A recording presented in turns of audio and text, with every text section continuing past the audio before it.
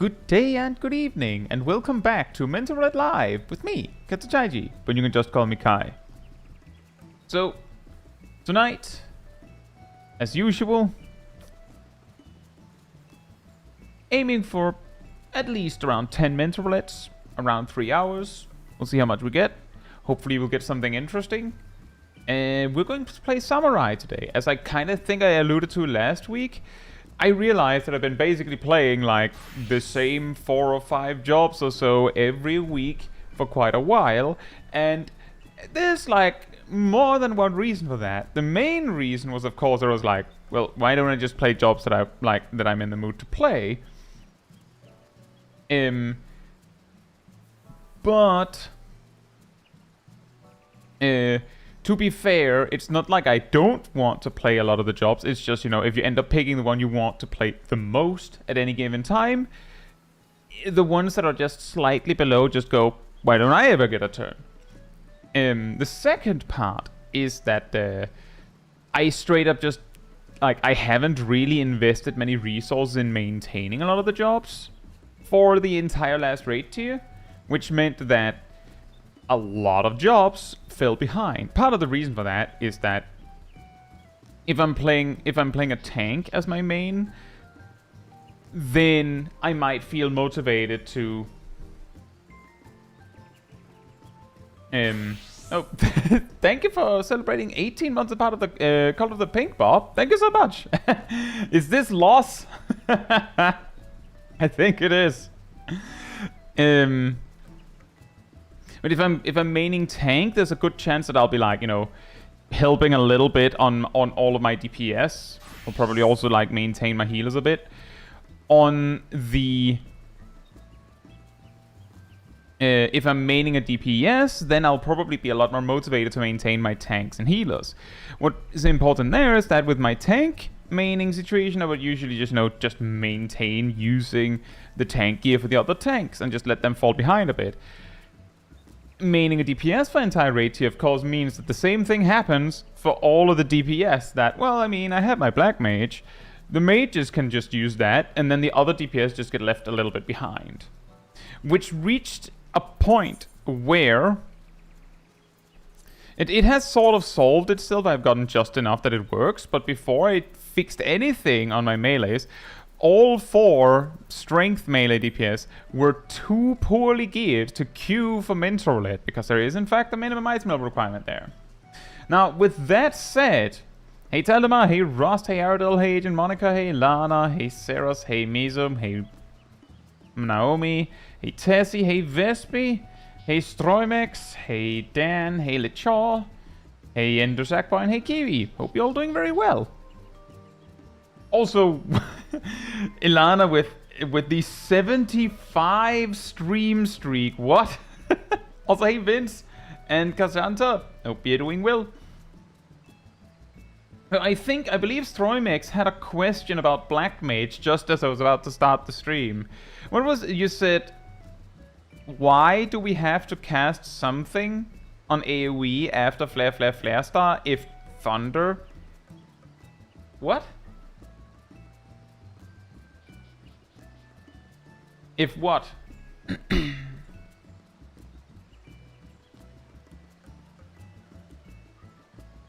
Thank you for the super chat, Bob. The game. Ah, classic. Yeah, I guess we all lost it. If transpose is up by then. Okay, so that is an interesting question, Strimex. So let's start with that.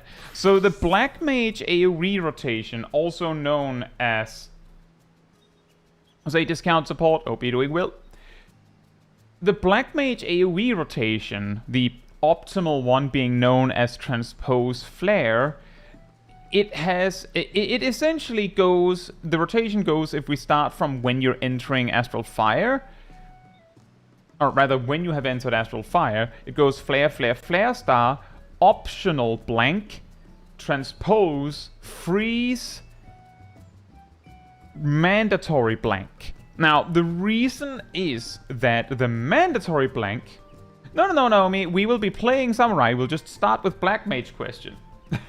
Also, hey, Regal Star, hope you're doing well. Also, Also, Booberman, hope you're doing well as well. And congratulations with the MSQ progress. So the reason why one is an optional blank and the other one is a mandatory blank is because transpose has a 5-second cooldown, of course. Which means that if you just cast freeze, then you'll have to sit there for like 2.5 seconds doing nothing.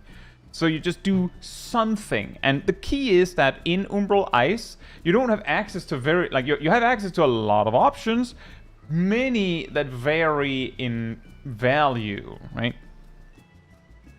So you basically have a list of options. I listed them in the video that I put out last week on Is Black Mage Actually Hard?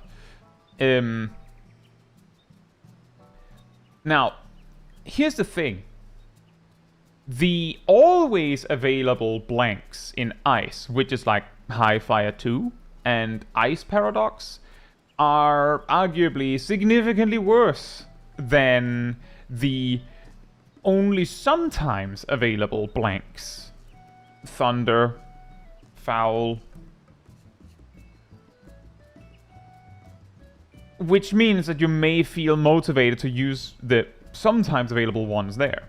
Over in the Astral Fire section, however, just transposing straight after Flare Star wastes, quote-unquote, like... It depends on your latency, but it's like 0.2 seconds at best that you're losing to just transposing straight from Flare Star.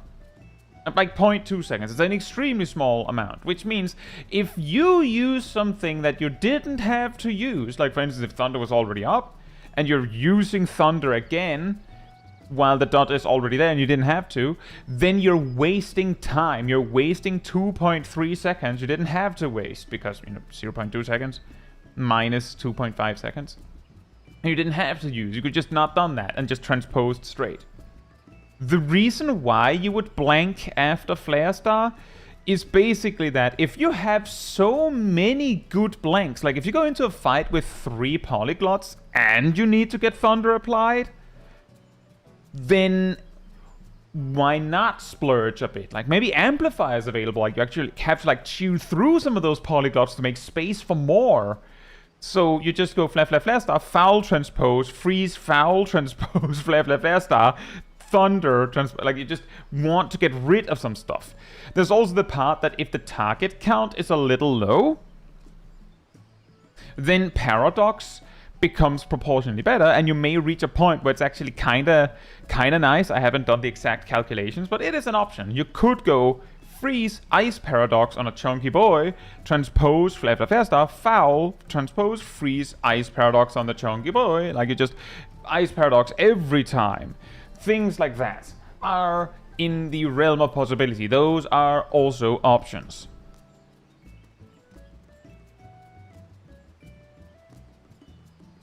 Kiwi says, did you tell me to give Black Mage a chance because you wanted views on your Black Mage guide? Because I had to watch it like a million times and I'm only level 60. I mean, I'm mostly saying try Black Mage because I want people to give it a chance. And the Boy says, I did some tests with the positional snapshots on my connection, and as far as I can tell, ping doesn't affect it. I'm pretty sure, in the Boy, that when you press the GCD, your PC says to the server, I am here using this. And the server eventually receives the information that you use the action from that location, and that should be fine. That's at least how I understand it. Also, thank you for the super chat, Mizunashi. Mark your bingo card, that's true.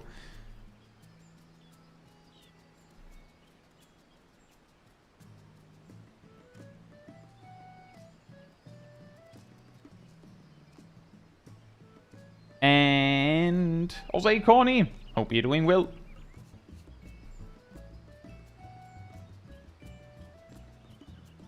Bob says, if I Fat Finger Swiftcast and accidentally use Benediction on myself so the tank dies, is it better to wipe or spam heal everyone? Asking for a friend. If it is a pack, so the tank could hypothetically just respawn and run back, then my suggestion would be, as Ilana says, it kind of depends on how much health everything has. But if I was in that position, I would typically just dot everything and start running. I could just start running towards where the tank is likely to be.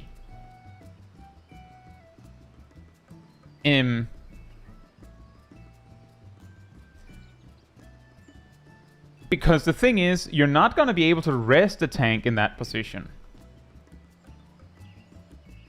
I'll say Diaz Muslim Paul. Hope you're doing well. I'm glad to hear that, Bobamet. Right. Well, on that note, starting with Black Mage optimization, let's see how many bingo cards we can hit today. Don't worry, I don't have a bingo card, and I don't actually remember what's on it. But, that said, I will queue when it says 35.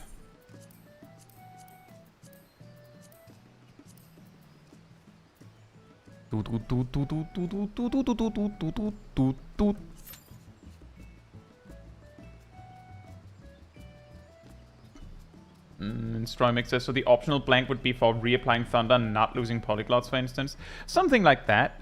Personally, if I'm low on polyglots, so my only good option is Thunder, or something like Ice Paradox, I will usually just wait with reapplying Thunder until I have done Freeze. It's a little complicated.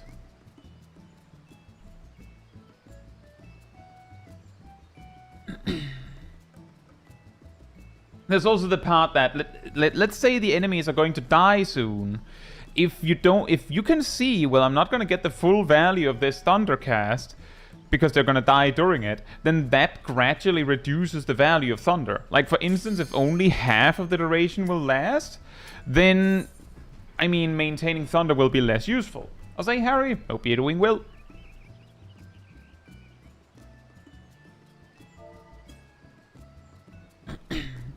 Like, that is also something to consider. That is also something that I think I've mentioned sometimes in my healer guides, is that the dot has to last at least so and so long for it to be worth using.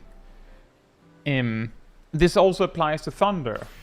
And, like, if you're low level, like, fun fact, Thunder 3 beats Fire 4 by, like, 30 potency if the Thunder takes out fully. So in terms of raw damage, if the fight is about to end, then Thunder quickly loses value. Like, if you lose, like, 15 seconds of the Thunder 3, then it is actually competing with Blizzard 4. Jose Violent Fox, hope you're doing well.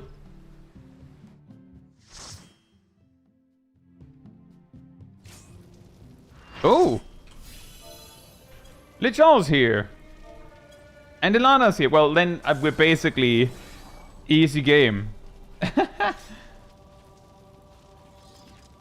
Like, that's something to consider. And you're probably right about that, Violent Fox. That a big problem with low-level Black Mage is that on, like, trash packs, you don't really get to do much.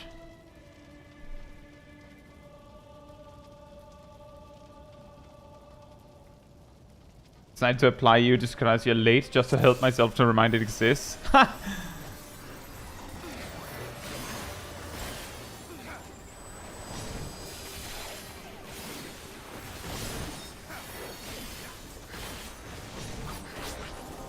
I mean, I also make that mistake when I haven't played Sage in a while. I'm like, oh yeah, that is right. I do have an AoE dot.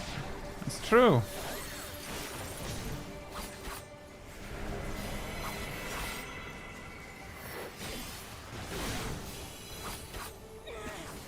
Hey, how you doing? Hope you're doing well. And yeah, see, the thing is, I considered that. I considered maybe I shouldn't include this. The reason why I included the nomenclature is because, like, the video is, you know, named, is Black Mage actually hard, right? Or is it something else? So I used the way that Black Mage is typically communicated to communicate it in the video.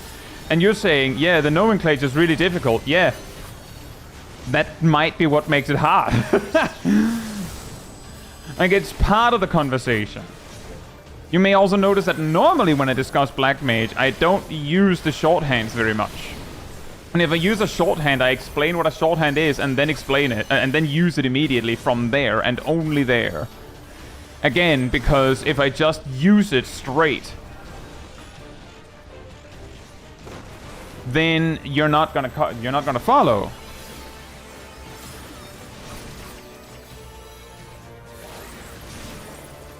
So I absolutely get it. I specifically included it because it's like it's part of discussing Black Mage, and not including it would feel, in my opinion, disingenuous or inaccurate, because I mean, some players say they never hear these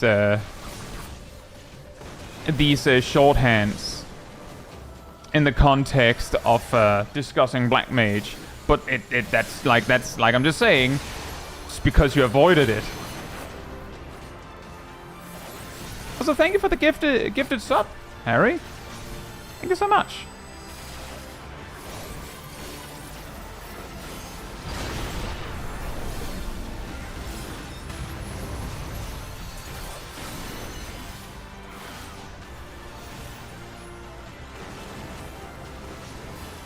Oh, I didn't need that one. Whew. We actually all survived. That's amazing.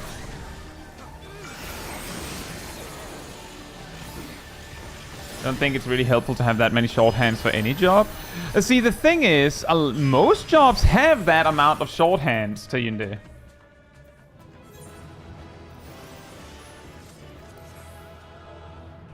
Like, I'm not even kidding. The reason why you don't see them, like, basically, let me put it like this. In, like, Stormblood or Shadowbringers days, if you saw a written guide, they would have, like, 2 or 3 pages just dedicated to explaining all the shorthands they're gonna use. You may notice that in many of my guides, if it comes up, I have, like, a whole section where I explain what a GZD is, or an OGZD. Those are shorthands that everyone use. The only shorthands that Black Mages use all the time is B, F, and T. I listed all the other ones because if this had been a written guide from Shadowbringers, then every single one would have been listed. Like, if you read a Dragoon guide from back then you might be shocked to find that what action, Dragoon gamers, what action is TT? Which action is TT? Dragoon action. TT.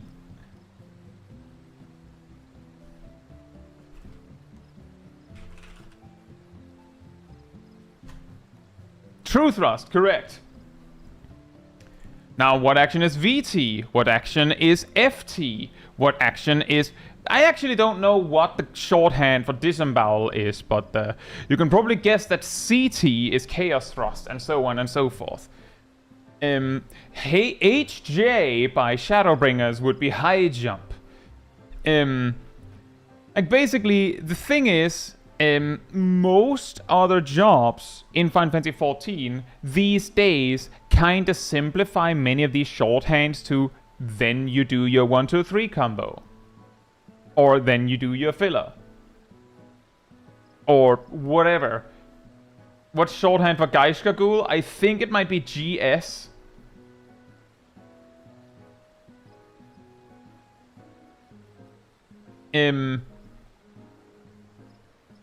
But the jobs have the shorthand. You may see that when Gunbreaker lingo comes about, GF, DD, SB, Sonic Break,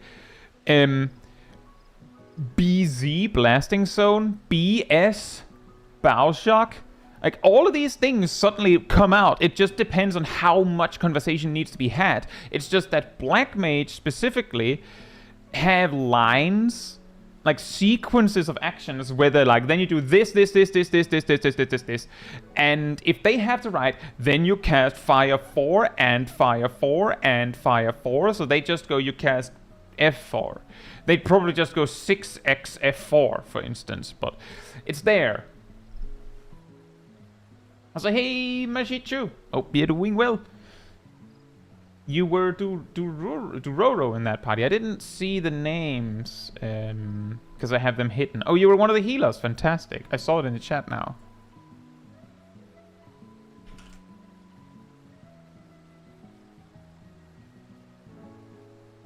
Telemar says, I feel like part of the issue is that a lot of people barely remember action names and rather the icons or positions on their bars. Yeah, exactly, Telemar. I think Tajinda just said the same thing. And this is actually also part of the situation that I saw a lot of comments going, oh man, all of these shorthands are too overwhelming. There's also people that said that the mistake in that video was listing all of the shorthands. When, in my opinion, for the players that the shorthands are overwhelming for, whether the shorthands had been there or not may have made no difference, I feel like. I've also been told by some that they would like it if, in addition to, like, when I, for instance, show like an action sequence, you know, like you know, those where it shows like a sequence of actions to use, like in an opener, it would be nice if there was a name on each icon, and I'm like, there's not space for that. There isn't space for that. So I can't. And then also I usually show the tooltip with the name on screen when I'm explaining things, at least a lot of the time. Precisely because some people don't remember the names.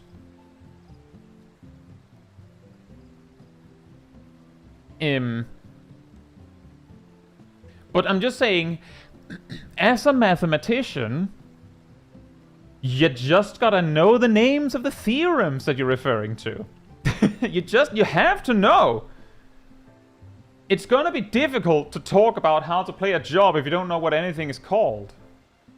And sure, we can simplify it to just use the swishy swoosh move, but some jobs have multiple of those. Now that said, also, hey Asymmetricon, hey Young Dun, hey Bobby, hey Majichu, hey Coaster, whoop, hey Sorin. Hope you're all doing very well.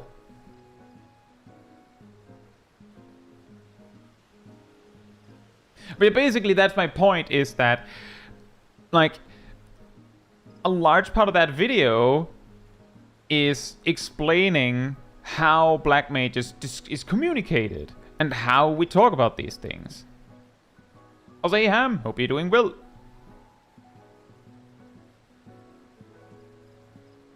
And yeah, as Ham says, he would use a lot of shorthands for things. And exactly, like, basically, a large part of it, I think, is also that a lot of jobs that used to have all these shorthands, or used to use all these shorthands, have been simplified or changed in a way where communicating those things for the job doesn't require referring to those actions very often, so we just use the full-length name. But Black Mage still has enough of that you still talk about that. And you use so many references to the actions that that you just need to do that. I would also say, personally, I'm just saying, in communicating Black Mage stuff, me personally, I only use B, T, and F, and H. I don't call ley lines LL. I might call paradox para if I'm like writing quickly. Things like that. But most of the time, you don't, like, you wouldn't need a list of shorthands. What's the H? It's high. High Thunder, high Fire, high Blizzard. Also, hey Shaman, and Flims, hope you're doing well. And Galaxy, hope you're doing well as well. Did I miss Taldemar? H Flims. Anyway, I will queue when it says 8. Hi, Blizzard! Yeah, exactly! Hi, Blizzard! Oh. You tell the man out with a combo joke. Hi, Lizard! I was like, hey, low IQ. And Wallace.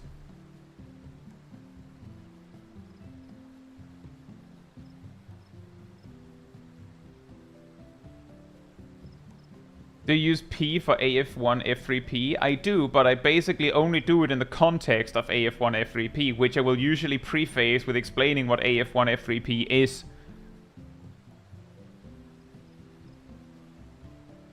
Stay freezy. Hope you're doing well.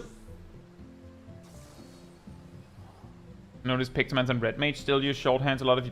Exactly. Exactly. Freezy. Is that... Like...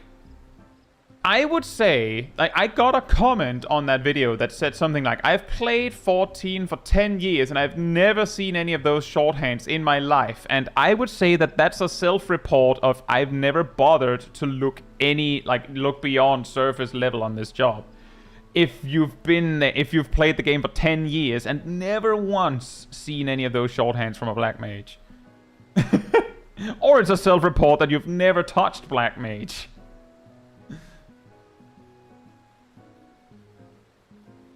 I'll say Bread Bean Queen. And colon 3, hope you're doing well. And Kiev.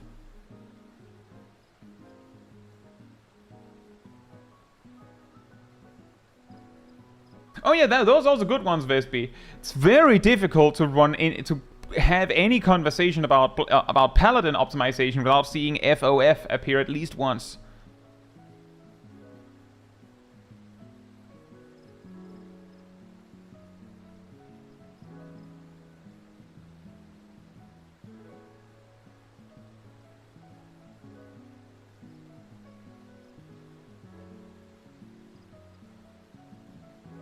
Costa says to Black Mages also discuss sequences of lines with shorthands.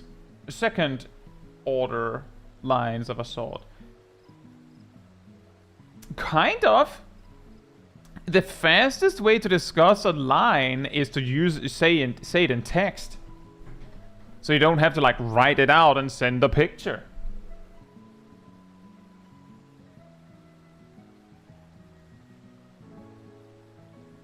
Is Metricon says lines used to have shorthand. Oh yeah, that's true. In Endwalker, especially when there was like the whole compendium of lines, there were so many lines that it was like instead of writing out the line or even giving them a specific name, the particular unique attributes of a given line could be so complicated that it was just easier to go, yeah, that one is the number that. You know, that one. And either you know what that one is, or they would have had to explain it to you anyway, so any name or shorthand wouldn't have worked. Like, that's actually something that is kind of handy with shorthands. If the shorthand is good at communicating quickly, great. If it isn't, but there isn't any way to explain it quickly, you'd have to explain it anyway, then just using a shorthand and then just having the other person say, I don't know what that is. It's easier for everyone.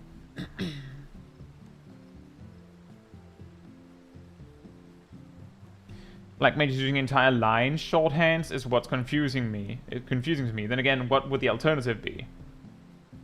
I am CC and I will teach how to AF1 F3P and PF DSR.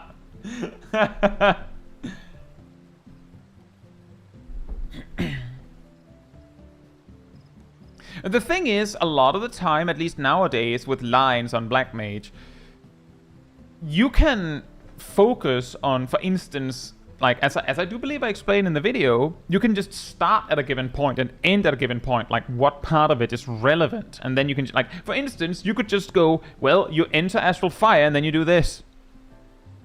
With this kind of prerequisite as you enter. And then you finish Astral Fire like so. Or you just start with this.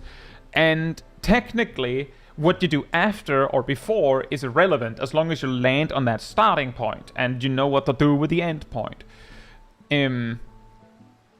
Like, for instance, I mentioned straight up just going, like, you know, you're in Umbral Ice, you go Blizzard 1, Thunder, Transpose Swiftcast Fire 3. That messes with your Astral Fire state, but the only thing you need to know is that, well, you have enough for 3 Fire 1s and a Flare.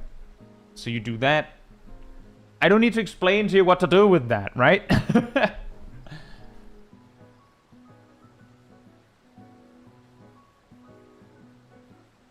And also, as Metricon says, this is actually part, like, as Metricon says, since Black Mage Opti is less line-based and more do this in this part of the sequence.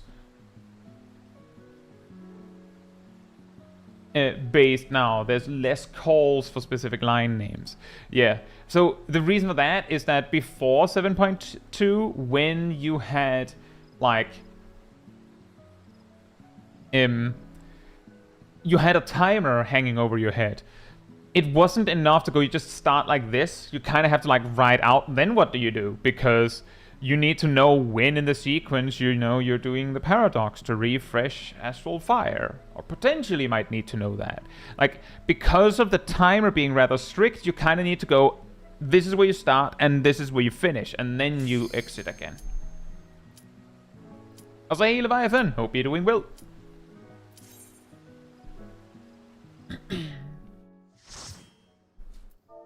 Oh boy. Epic. Woohoo.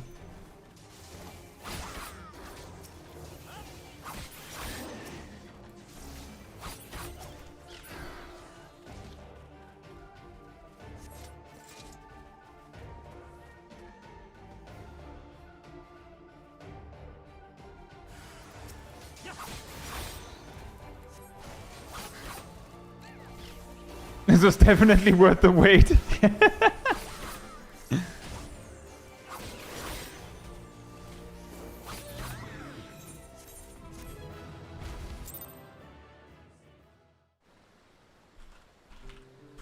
I'm gonna queue when it says 7.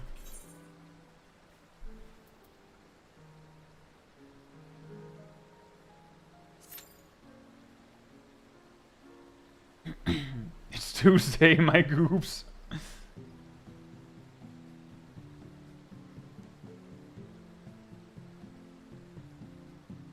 Can we mod the games that plays everything burns whenever we get a guild test?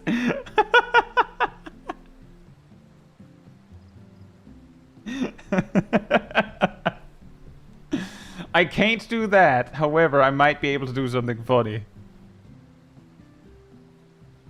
Let's see here.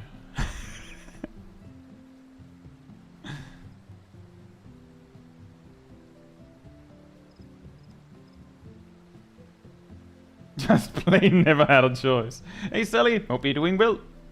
We got a guild test, and then we talked about Black Mage for a while.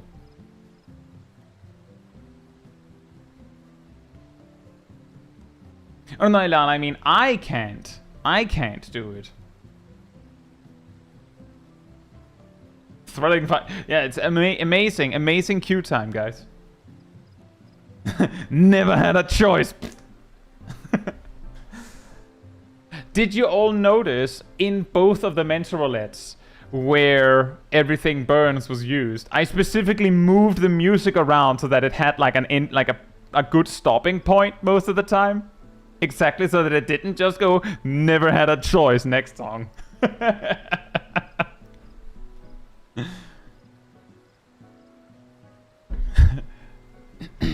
Lane in duty. Ha! Dead.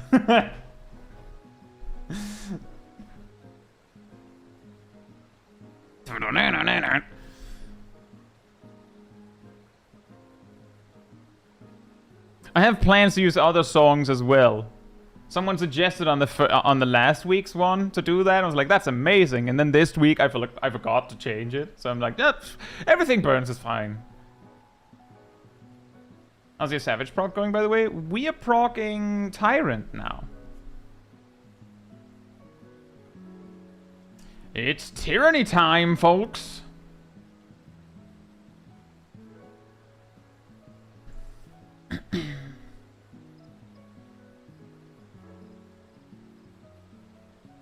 Lem says, curious, how much does Black Mage change in terms of the experience of playing it at higher levels? I'm currently in processing of leveling it and not really find it all that engaging. Black Mage has like a few stages. Some say it changes every 10 levels. I'll say, Jeff, hope you're doing well. And I'll say, Light God, hope you're doing well. some would say that Black Mage changes every 10 levels. I feel like that's an exaggeration, but part of the reason for that is also that its single target and AoE rotation like can change separately.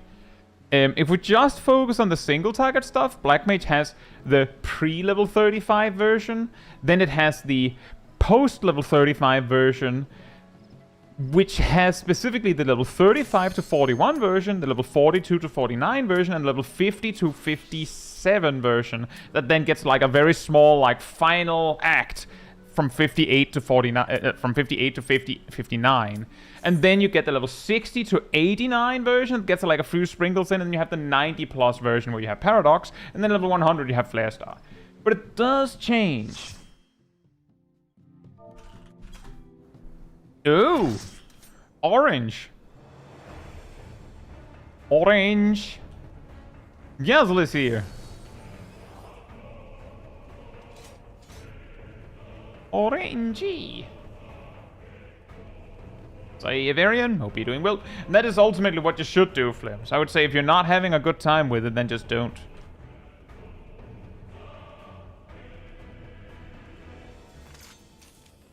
But there's also, like, I'm just saying part of the reason why I can know all these, like, weird tricks, like the ones I mentioned in the video, is because that makes it more interesting to me. I'll say, Yannick, hope you're doing well.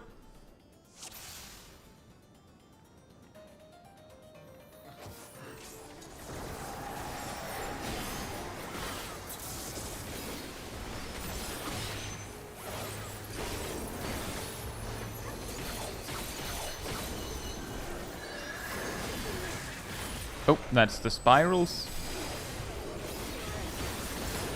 which finish in the center.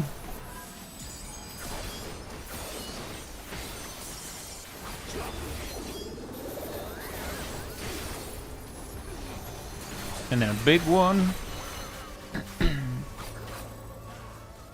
Yeah. Ow.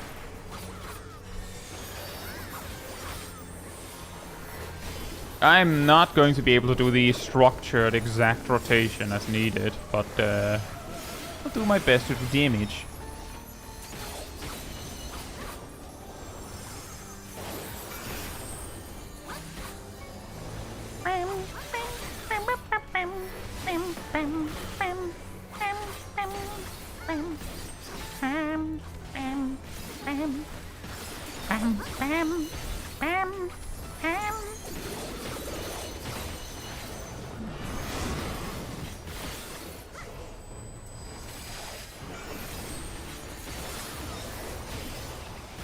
Oh, there's a... never mind.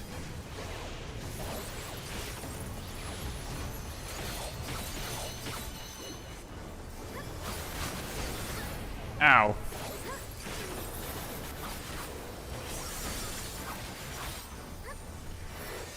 Oh, left center wing.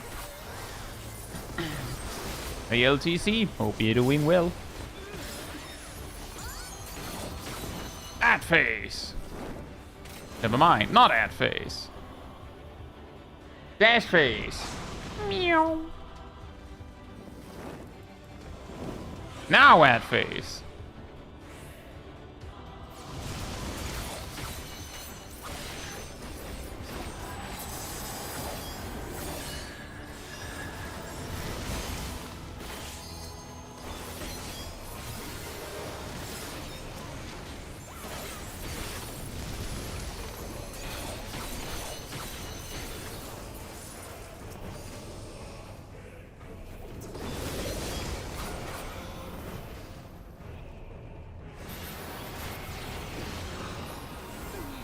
Hey Silver and Wolfkin, hope you're doing well.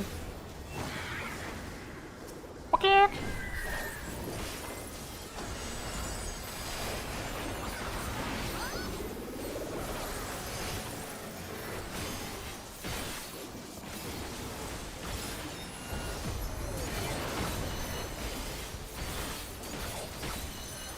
Left center wing.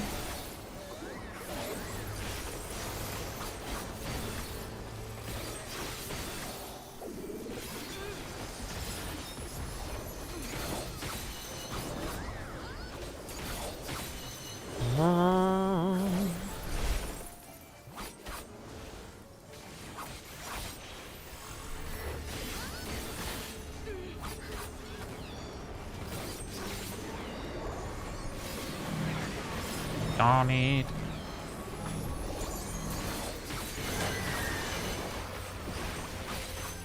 Did you not use experimental plumes or something, buddy? Could have sworn you did.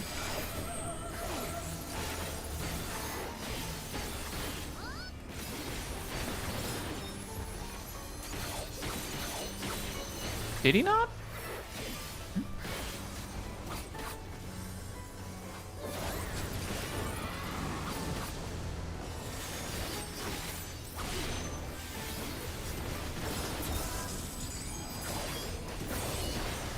Whoa.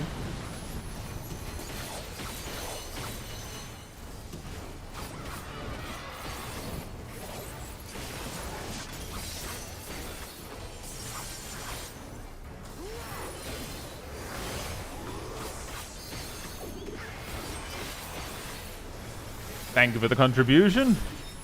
I'll use it to hit you back. Oh, it was probably experimental char plumes. Thank you for the contribution. I'll use it to hit you back.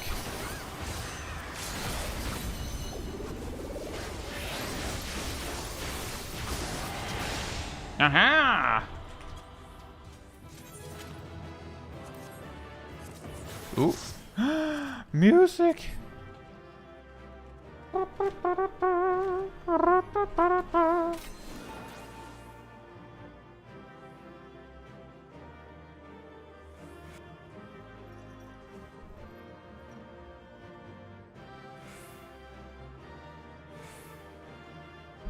The real cursed part here is all of this that I don't want.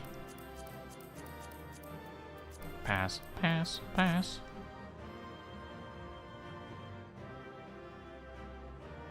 Oh yeah! I forgot that guy is part trumpet.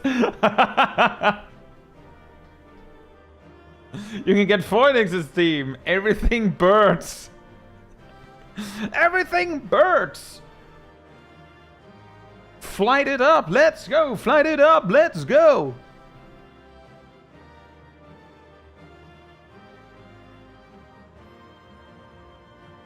I'm on flyer birding higher than anyone alive.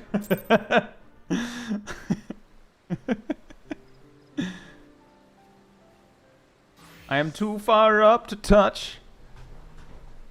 Just remember, if you try, everything birds!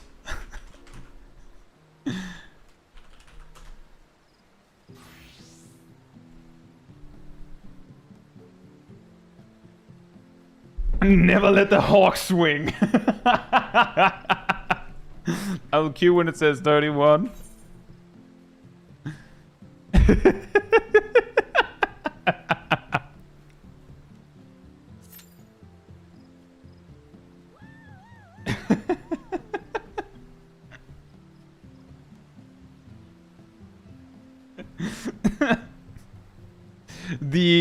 The everything burns parody we didn't know we needed. Everything birds. Oh, thank you. It's a fish. It's a fish. I'll add it next to my other fish.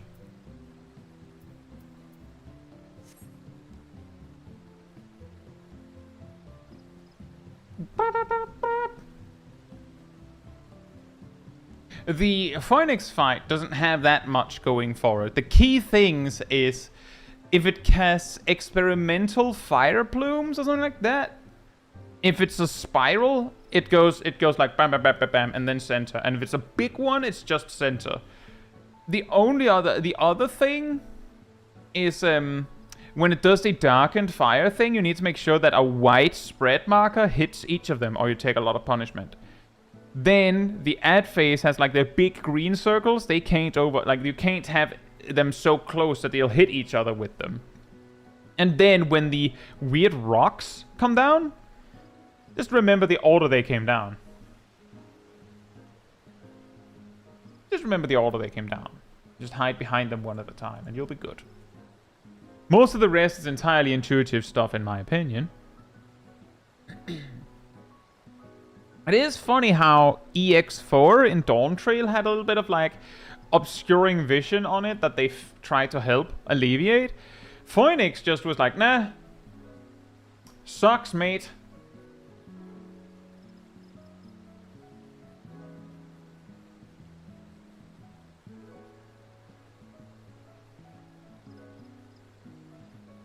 I actually recall in Endwalker, when that fight came out, like when that raid tier came out, I can't recall the reason, but I do recall that there was a lot of like hubbub in discussion about, you know, third-party tools. Remember, use at your own risk.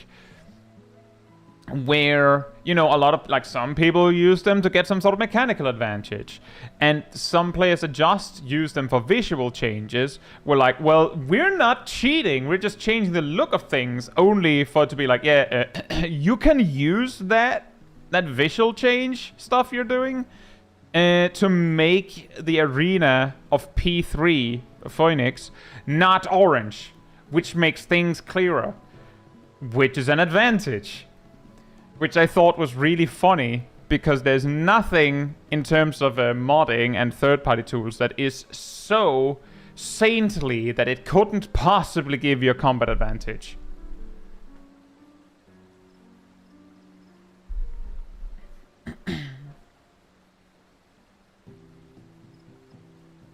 Sailor says, I've been farming Zelenia so much that I had a dream where everyone immediately left before the loot dropped, and I had to watch in slow motion as someone else got all the loot. Okay, hope you're doing well. Low IQ says, wouldn't colorblind mode do the same thing? No, because the problem with Phoenix is that everything is orange, including the telegraphs. So I'd assume that a colorblind mode would change all the orange into a different color.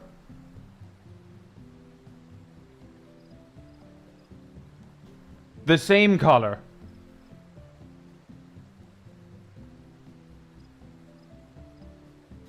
Exactly. Asymmetric says if you go colorblind mode, it just becomes green.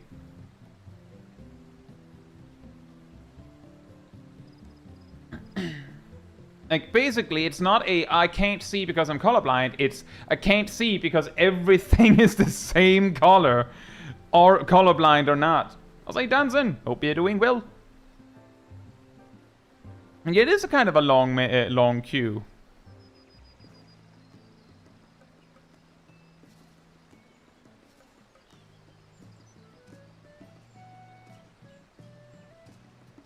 It could help if colorblind mode could make it so that only the telegraphs changed color or something. They could make maybe if they could make it so that you could choose the color of like generic telegraphs. I've made it a strange attempt at sniping. Hey, I mean, go for it. It seems like it'll be difficult. Maybe. I don't know.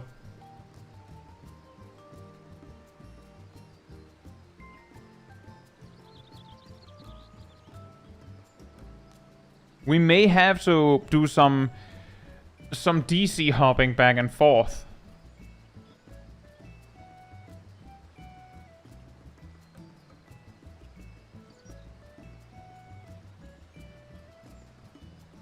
Yeah, it's basically that whole story with the visual changes stuff. It specifically came up that it just happened unrelated, that people had this conversation about how, well, visual changes doesn't give you a combat advantage. And then Phoenix just was like, hello there? Let me introduce myself. Like, it was so perfect.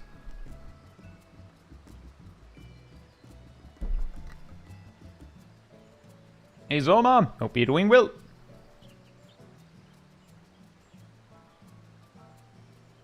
Sally says, my only guess is that they intended the visual sameness to be part of the challenge of P3. Well, that wasn't the case for DTEX4. Maybe. I don't know.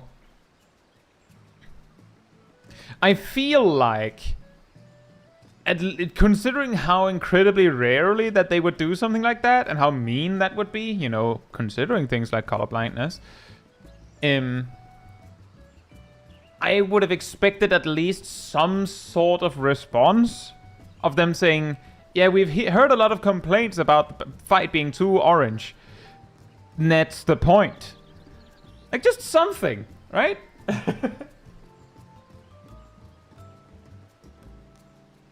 Just some sort of evidence that they're like, no, no, no, no, no, that's intentional.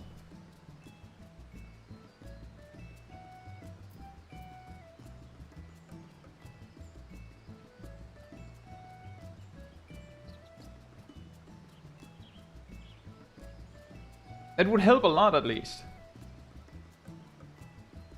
But yeah, also, Silva, we ended up doing like nearly 100 Zelania clears to finish it. We also have recently finished our 50 Necrons. He's got hands. Saying this is that would make it worse. It may be. The difference is that I feel like the difference is that if it is very orange, you can't see anything, it feels like an oversight if the devs say it's intentional. That might be annoying you, like, I don't agree with that design, but at least it's not a bug, it's a feature.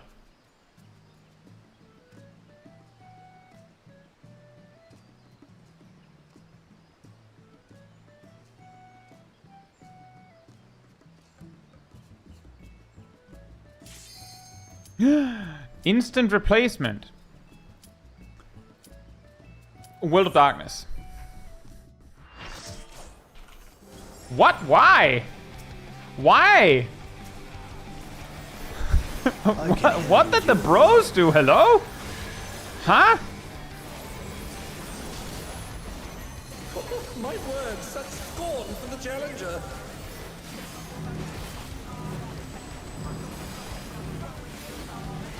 We take those. Oh, what fearsome flames! He set the ring ablaze. I ride the inferno.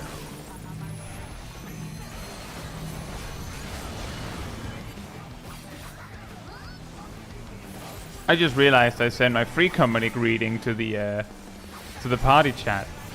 It's not a mean one. It's just silly.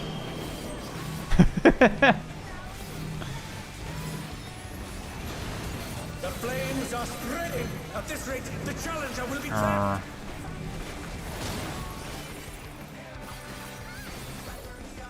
I'll wipe you out.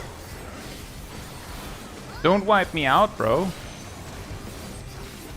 Hey, save some fun for me. Deep Blue's lost his cool. He's tagging in.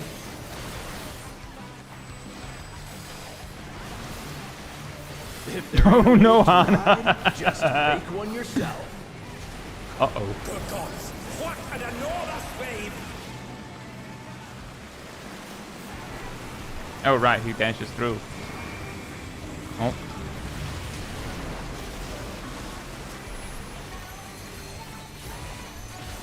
Bet you've never seen anything this gnarly. I haven't.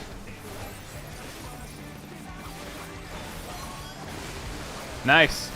I wasn't sure if that was gonna work. And they dance out of the But we take those. Unbelievable.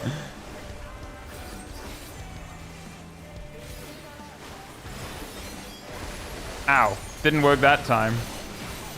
You're going down.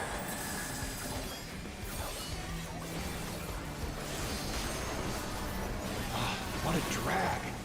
Let's do this together, bro. Both brothers have entered the ring. Oh, that's grounds for disqualification.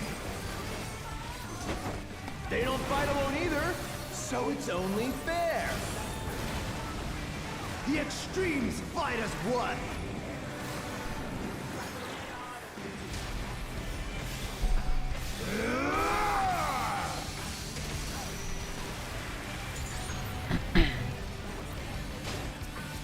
It seems the referee is allowing it. It's double trouble for the challenger. We're just getting started.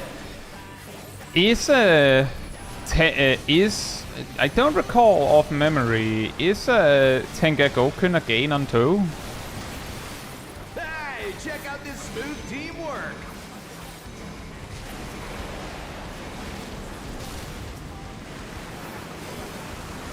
I don't know if it is Ayinde. I concluded I didn't have time to finish, so I just sent it. The brothers have triggered a huge Confusion, explosion! Truly, they're deadly beasts.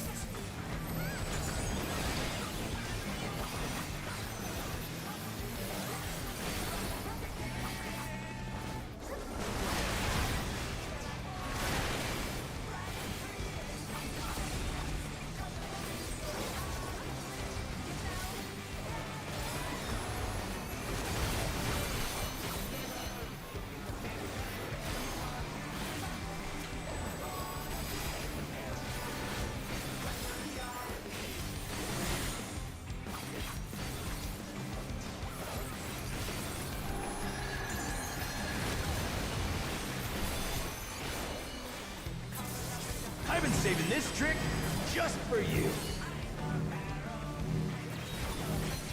Oh, brace yourselves, folks. The extremes are holding nothing back.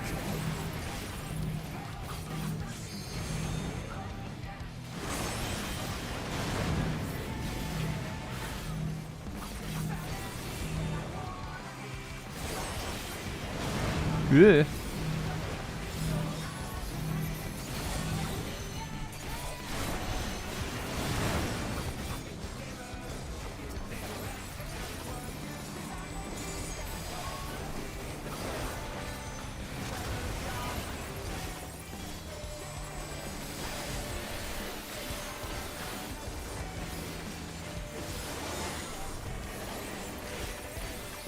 Bet you've never seen anything this gnarly.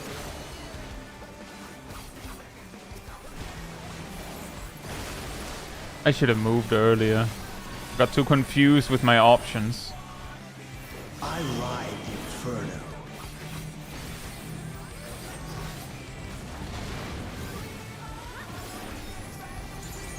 It's gain on 3. Okay.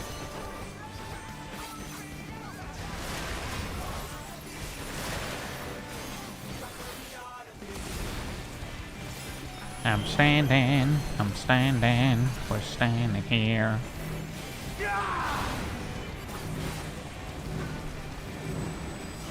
Oop, I didn't mean to shove you out. Eh. You're going down!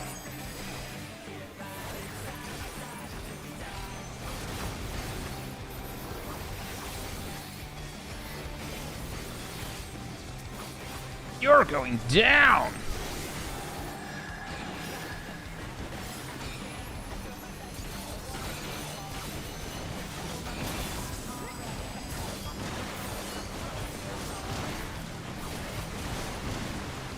If there ain't a wave to ride, just make one yourself.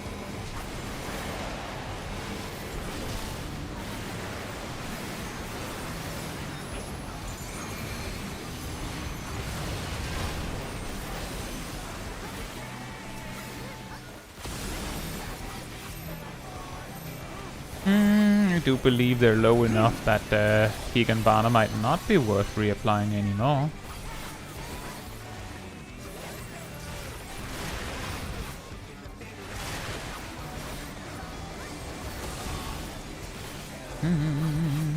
Like we ought to be. They're standing, guys.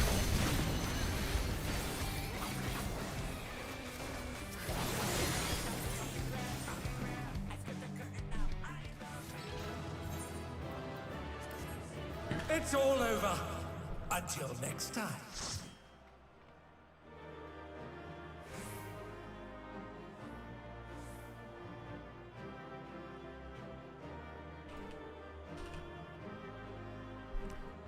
They're standing here.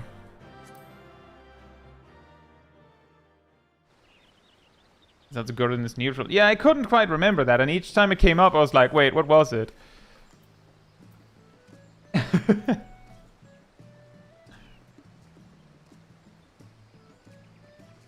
And the thing that makes the gain on 2 or gain on 3 thing complicated is that Midara Setsugeka is like 660, but an auto crit. But it costs an additional sen, whereas whereas Goken is, you know, on 2 targets it's 600, no auto crit, but it's only 2 sen. But depending on which sen it is,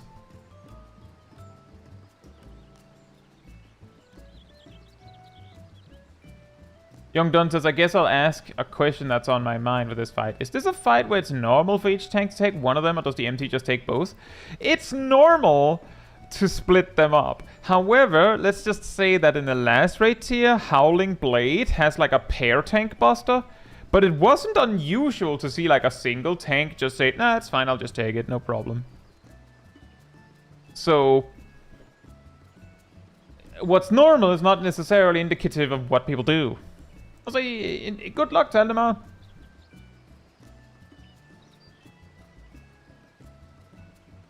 The only time you might want to tank a Gouken here is if it lets you show out while the balls are stacked rather than when spread. Oh, that is a good point. Anyway, I'll be right back and then we will continue. In the meantime, mana tea restored. And hey, Necrophytes, hope you're doing well. They're standing here. They're standing.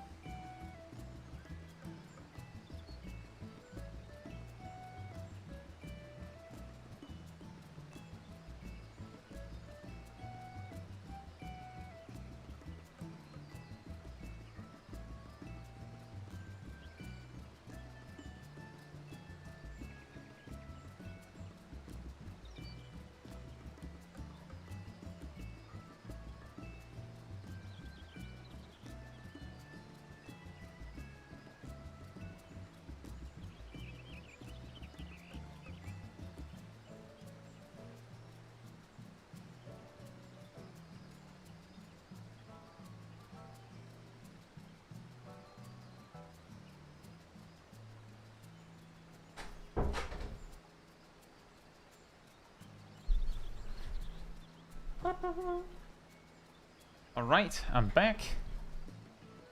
If you take the mana tea out of storage, is that mana tea de-stored? I think so.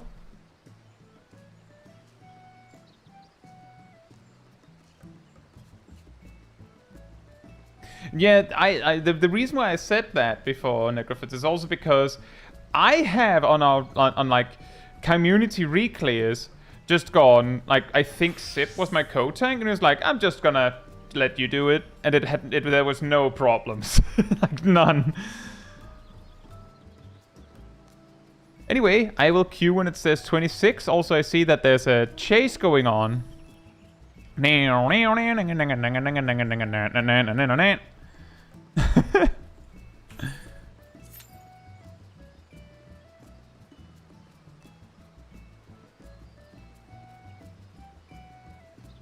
Must be convenient how these streams make 2 content for the price of 1. Wait, what do you mean?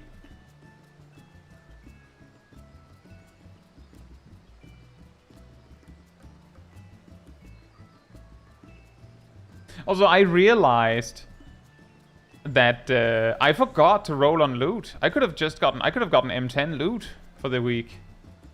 You mean the one stream only? That's true. Say, Bruntum, hope you're doing well. That is true.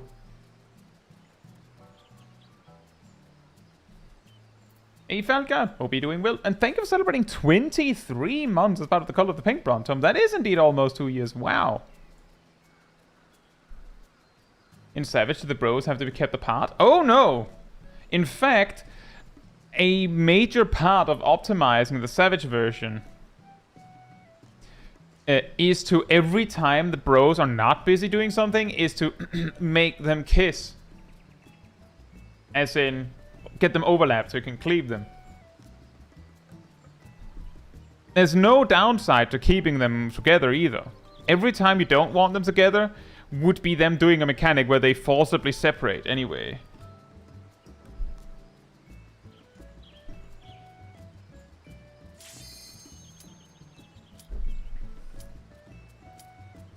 Thank you, thank you, Kay, for celebrating a year as part of the Cult of the Pink. Thank you so much. Kissing the homies goodnight. What? You don't kiss your homies goodnight?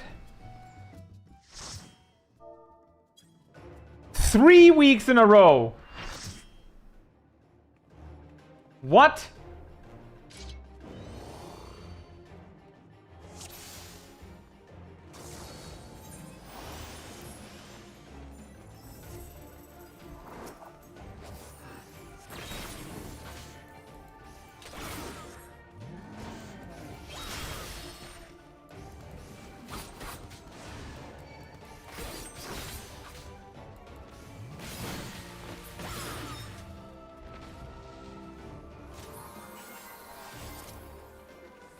Third week of... You know, it would be extra funny if it just goes away after this. Like, they give us exactly 3 of them.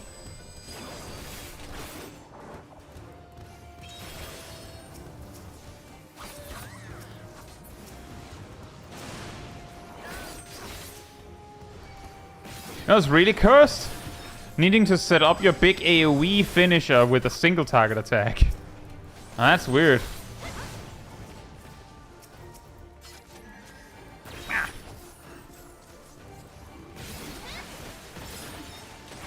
Kashanto says, I rarely see this one anymore. Anymore? For some reason. I haven't seen this one in months, and now I'm seeing it every week. Does it drop white pearl dye or something? No, I don't know. Like, this one is required for unlocking Mentor Roulette. So there's a legitimate possibility that someone here queued for it to, like, clear it off the list.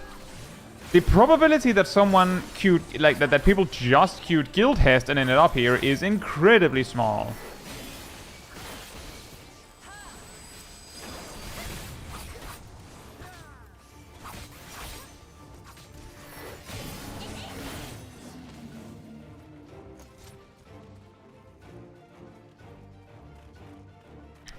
I think we are actually suddenly approaching a point where I might have seen this duty more times than I've failed a Mentor Roulette since after I started, like, counting that.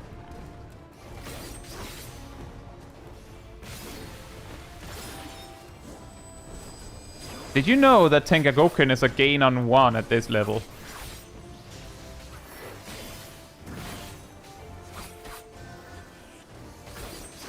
And the reason why I'm not using Higanbana is because most of the enemies here simply will not live long enough to justify it.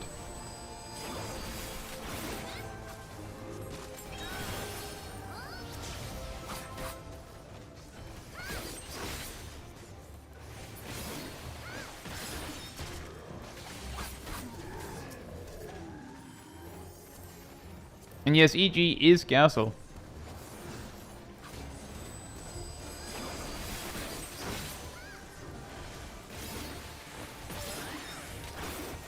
We actually lost a box. Oof. Escape. I forgot to put on the music, guys.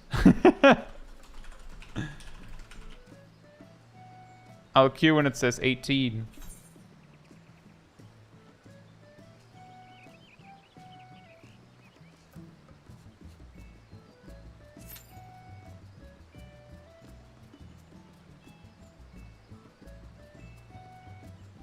But yes, I've explained before, part of the reason why Solemn Trinity is so rare is because it's the only 8-man duty in a 4-man roulette. Hey Wave, hope you're doing well. Thank you so much.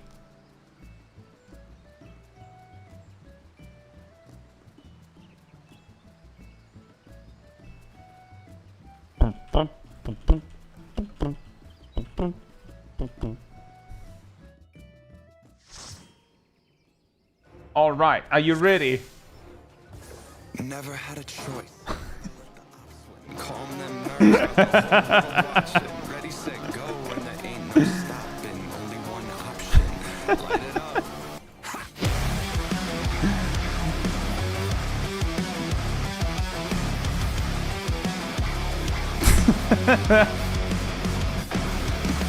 You know, it kind of requires a speed up a little bit or something. Blood boils inside of me. Looking at the walls around me. Ow. closing in, I think what's it gonna be? Everything box.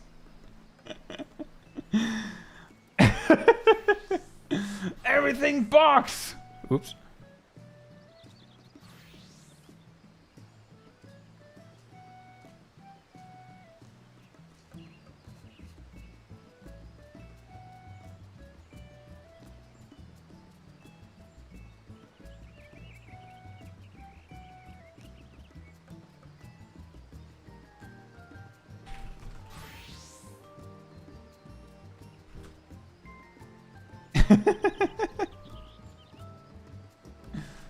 Right, I will queue when it says 52. Sorry, 02.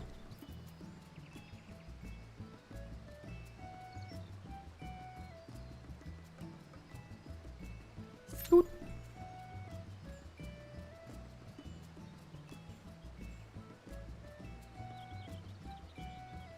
Yeah, Wave, they made a change a few months ago when stream chats they show your @ sign instead of the whatever display name you've chosen. You can change it, but it has jump scared a lot of people. I was like, Exodi, hope you're doing well.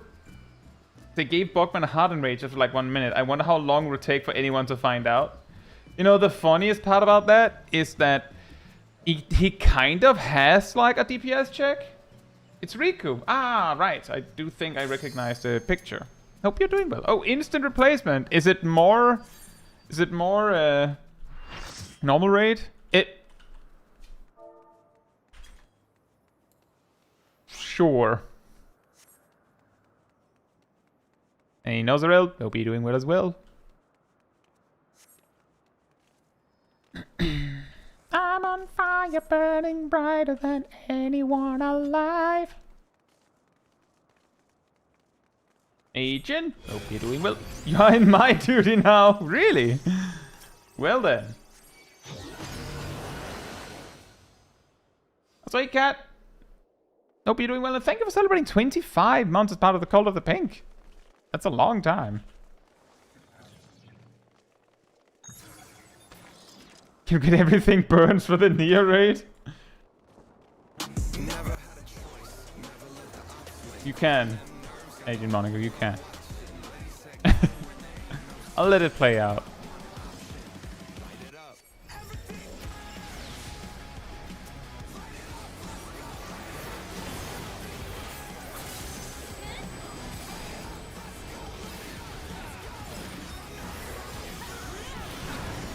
Should not have done it like that, I think.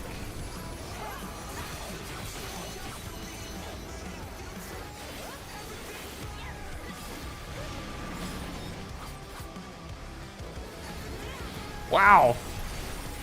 Well, thank you, Ardell. Celebrating being part of the Cult of the Pink for 34 months. That is actually crazy long. Wow. And Shaq with the 22 months. Thank you so much.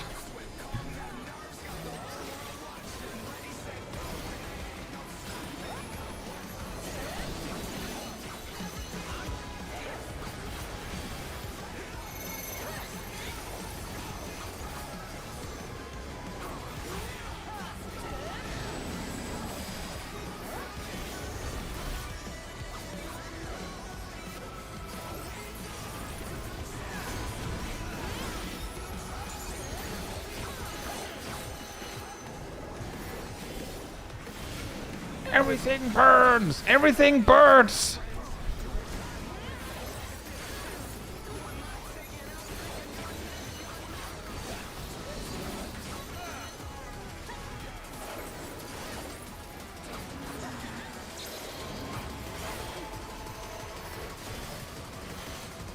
Oh! I don't know if Bonable is here, but thank you so much for the Ko-Fi support. That's awesome. It always surprises me when it happens mid-stream.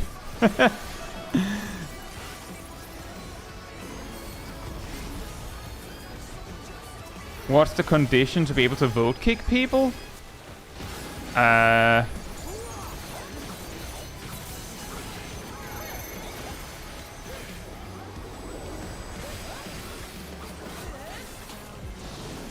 If there's loot on the if there's loot currently being rolled on, then you can't kick them.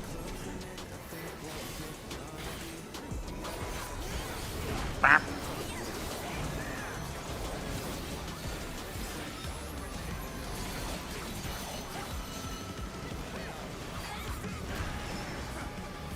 You know, that knock actually tied very well with the music. Did you see that?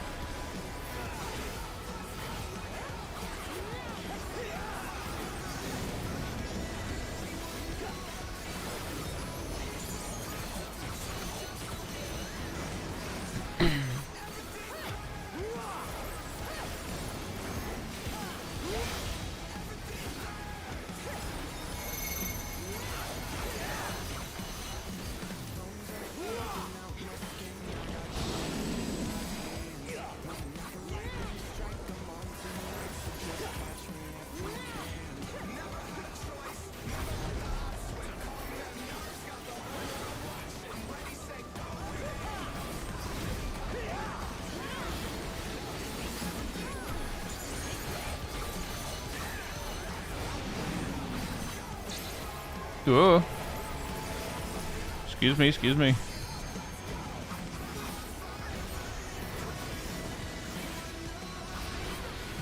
I forgot to third eye that. The free resources left on the plate. How could I do this to myself?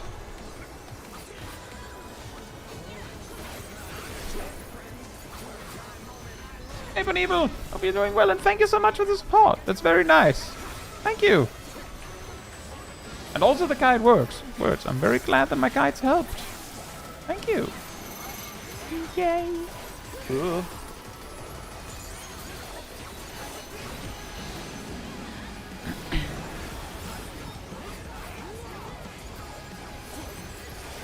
And yes, it is Tower Paradigm's Breach, Jack. But Agent Monica asked kindly if we could listen to Everything Burns while we did it. And I already had the song open, so sure.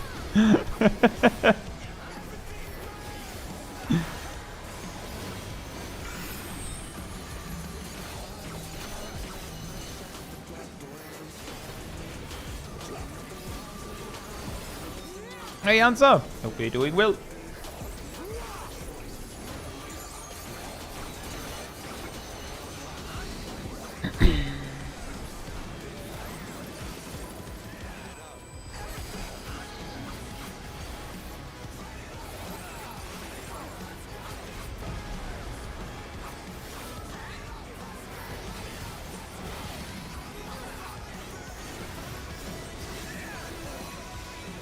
ADPS, hope you're doing well.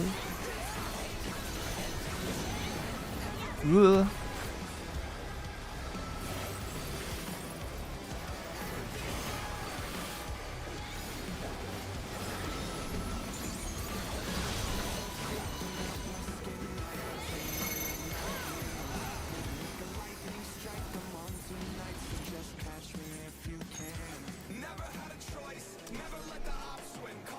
Well, loot was opened. This is Tower Paradigm's Breach, Bonibel. It is the last near raid from Shadowbringers. Well, I tried to kick the offline player, but apparently it said no. Did it say no because of the loot?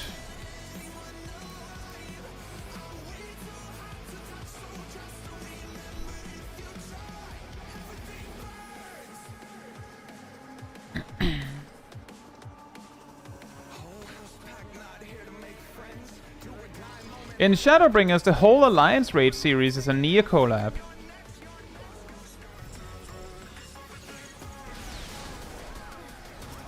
And you can even get an outfit that matches exactly 2B.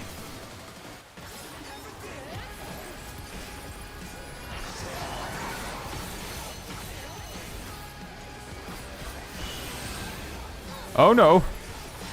Oh boy.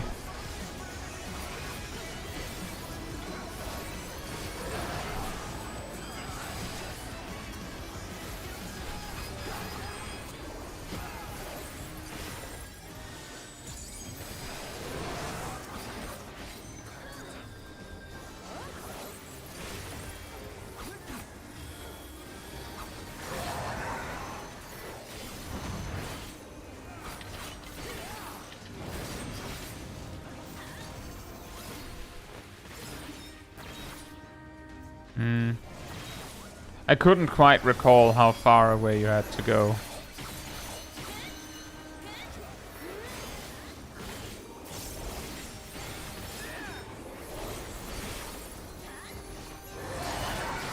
Ah!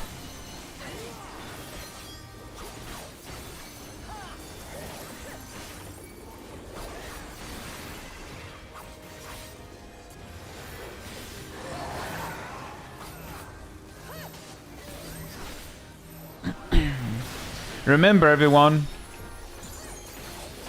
the rule of the stack marker. If you exit melee range, it's on your head.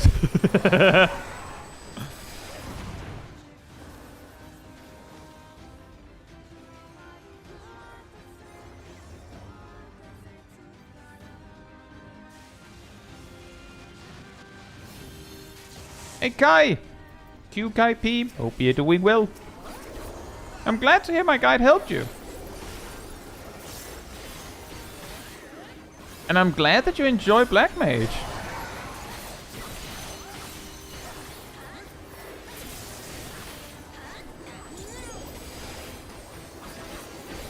In a world where the shield guy isn't facing away so you could like sneak in a Higanbana or something.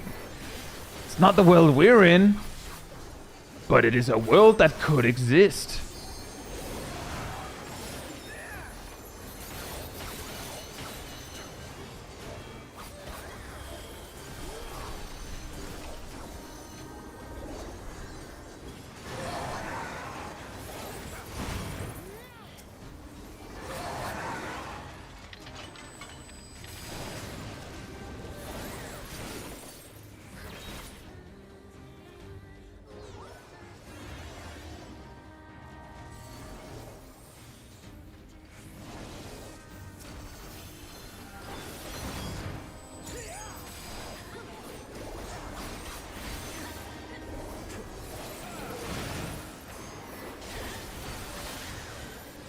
Imagine if the whole inner world thing was on a bingo card. I mean, I do that joke a lot, don't I?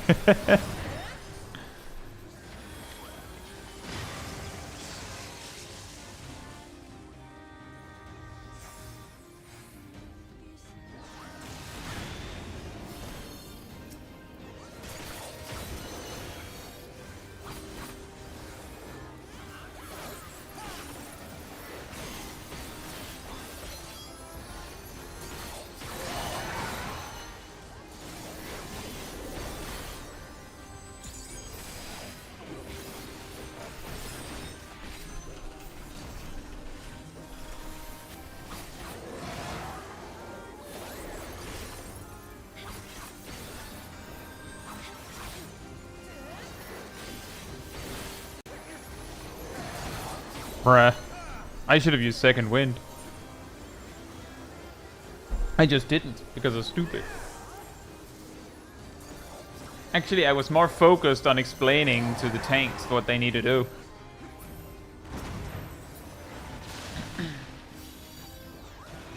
And you were hearing things for a moment, silly.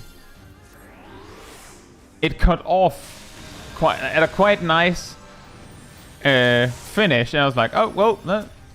It's actually gone. It did indeed end.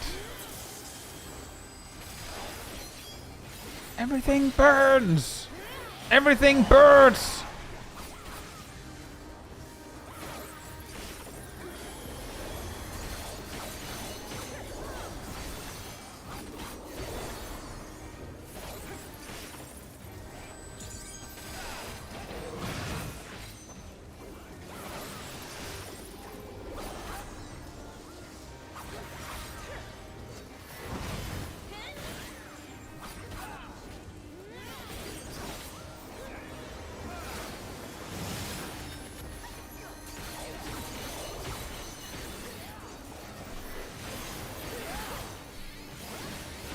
Hey, yeah!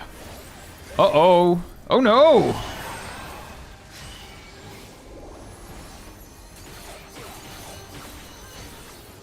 Oh, whoops, I wasn't at a step 3, I was at step 2. Oops. Everything burst, so basically... You know, that is a great 1 AG Monica. Let's see if I remember that. Next time Ward Up happens in Mental Roulette. For duty 7, we went to Everything Birds!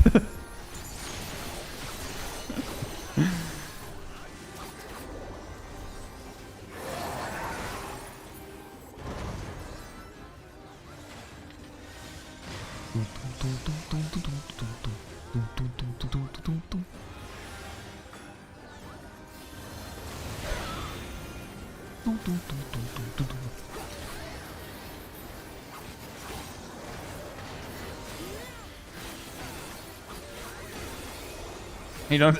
Yeah. Everything burns!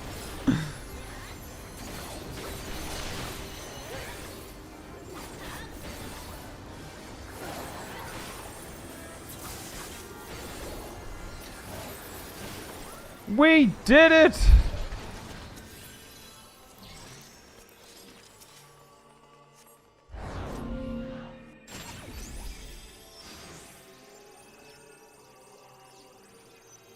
Should make that everything birds joke into a short. I don't know how much of it ended up in a duty.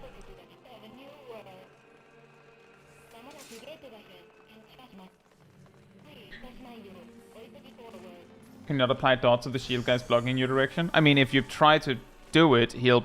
I don't know if you actually hurt him, but he does hit your back, so it's really stupid to do that.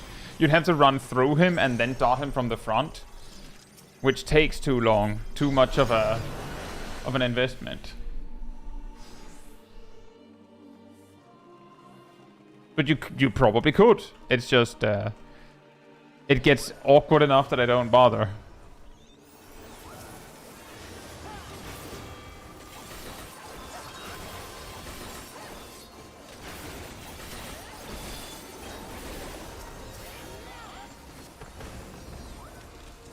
It's a plane!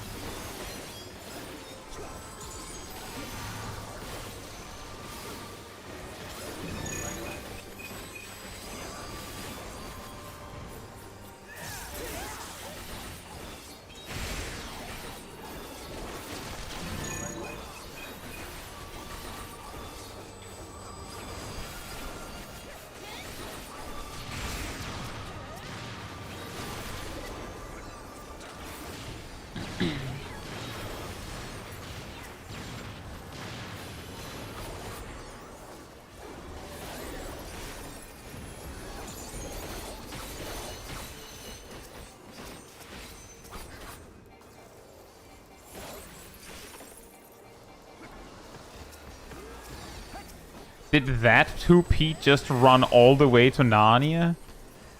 Not a fan.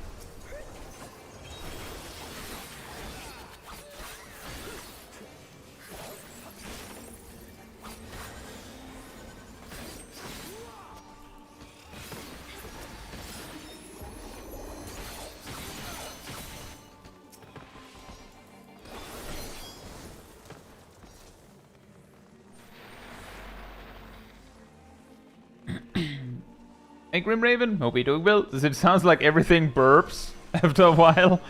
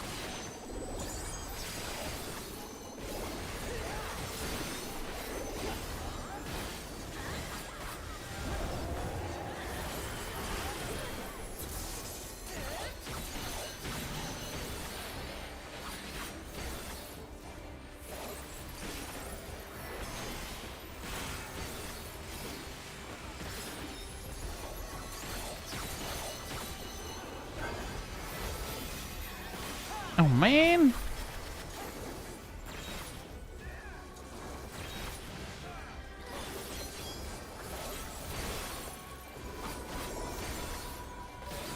Couldn't quite see the timing of those lasers, so I didn't want to greet it. Now, if on the other hand I could see the timers, I would of course greeted it and then been late, as you could see on the bros earlier.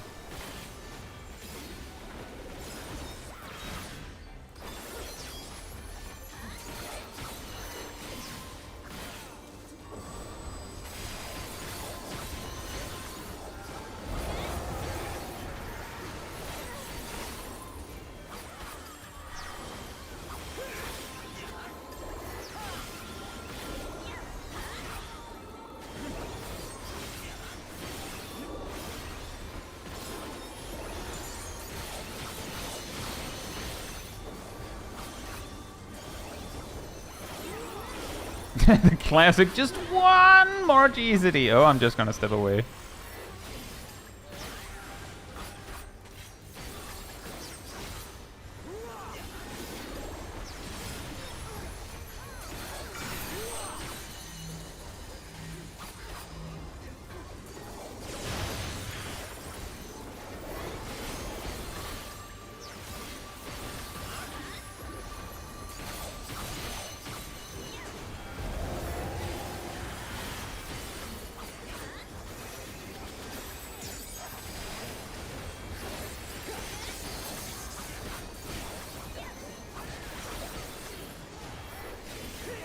Replicate.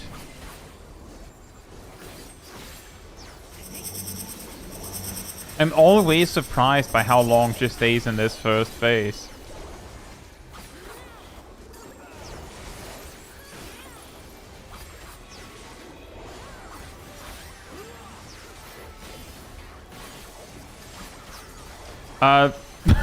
What's the other samurai doing?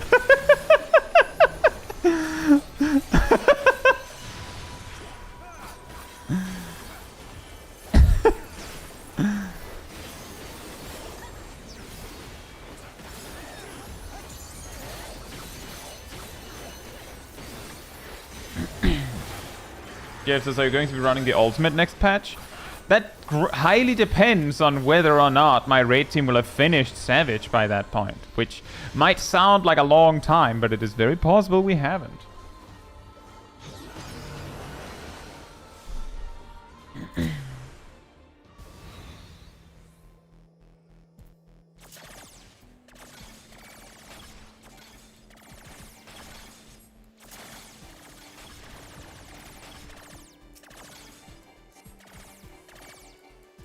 Pew! Pew! Pew! Pew! Pew! Pew! Pew! Pew! Pew! Hey! Machinist rework looks weird. They can't. I think they simplified it too much, guys. You know, back when people started saying they were simplifying things too much, I felt like people were exaggerating, but I feel like we may have to go like just a little bit back from where we ended up. Just a tad.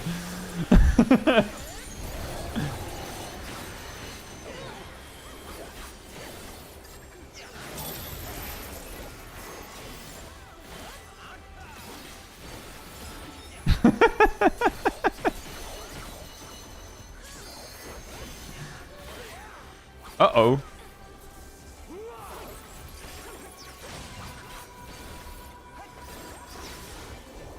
It's actually black mage transpose. Oh yeah.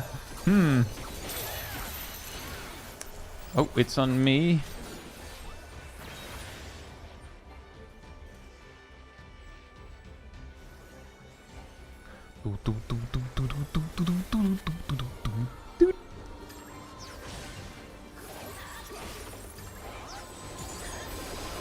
Important tip for that mechanic is don't sprint, and if you sprint, make sure to turn off sprint by the time it resolves, because you're gonna sprint forward and die.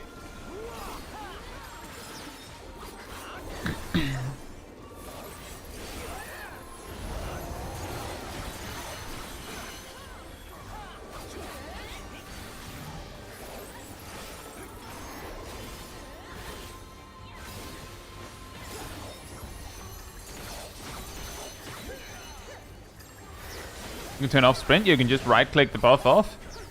Hey Philip, hope you're doing well. Oh man. Oh man, it's so long.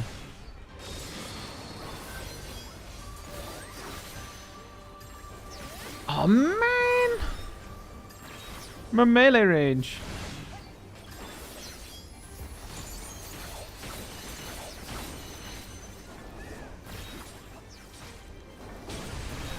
This fight hates you. I mean, yeah, it seems like it.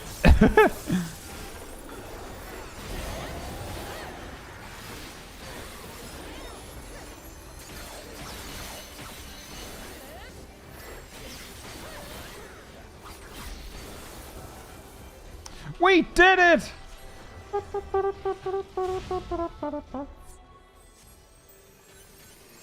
Does that mean Ninja also moves further than with the strings and other jobs? Yes.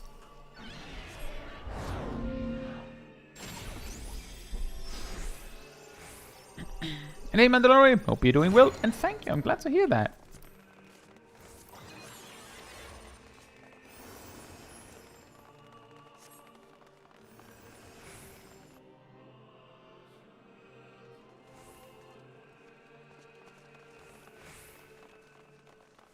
But yeah, you can. I can show you here. Click sprint, right click, boom.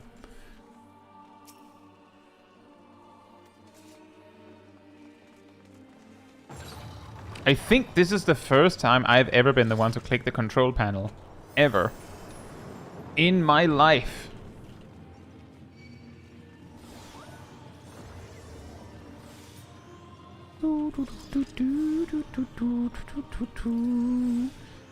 Wee! Wee! Look, it's a cultist.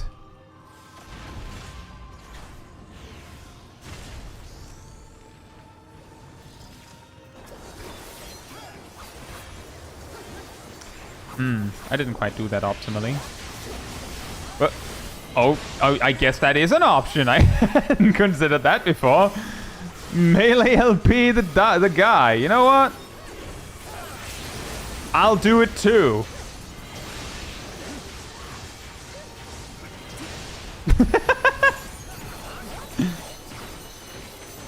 It's like when Nox used melee LB on the second boss in Meso Terminal.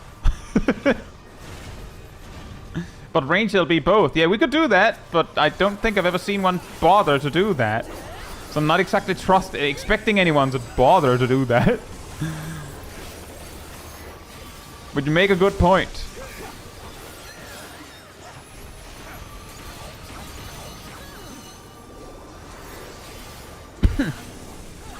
Elevator music. Do do do do do do do do do. Everything burns. Light it up, let's go. Light it up, let's go.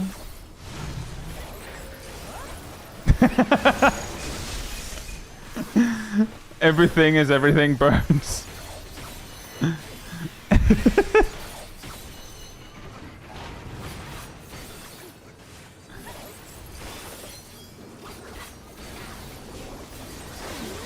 Congratulations, Yukarian.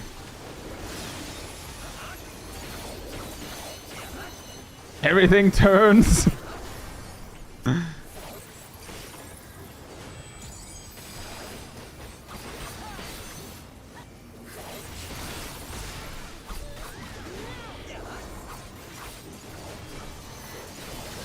For when you're making butter as like a culinarian, everything churns.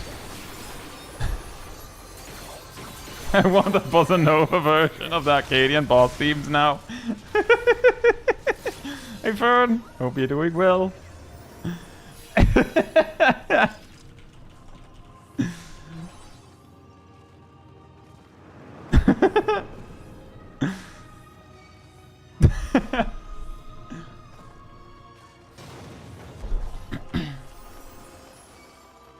Did you know that hardcasting Soul Sow and using Harvest Moon is a gain on 2? Is it? I'll say Butterfly Spirit, hope you're doing well. Hey, Casey Cake, hope you're doing well as well. I think it's been a bit for both of you. Also, hey, Seraph, hope you're doing well as well. Of course, the Roulette, I mean, we're an instant replacement in Tower Paradigm's Breach. So hello on Ultimate Extreme. I guess I missed it, Fern. I mean, I try my best, but if I'm in the middle of popping off on grabbing orbs and not dying, then I might miss it.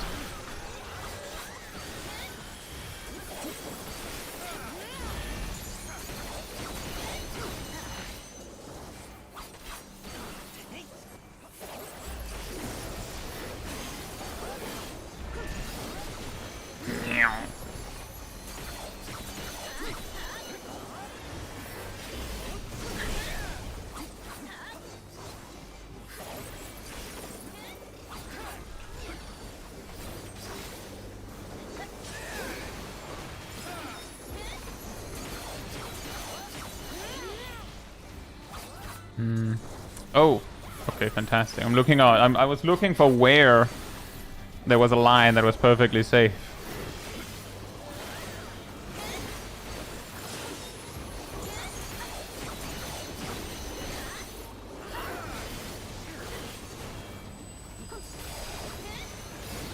Hey, Ink Bubba. Hope you're doing well.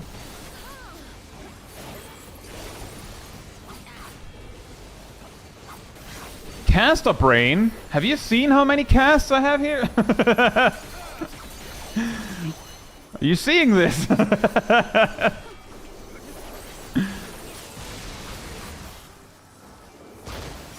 Get Black Mage a few more triple casts and someone might be giving them a run for its money as well. I cast Sword!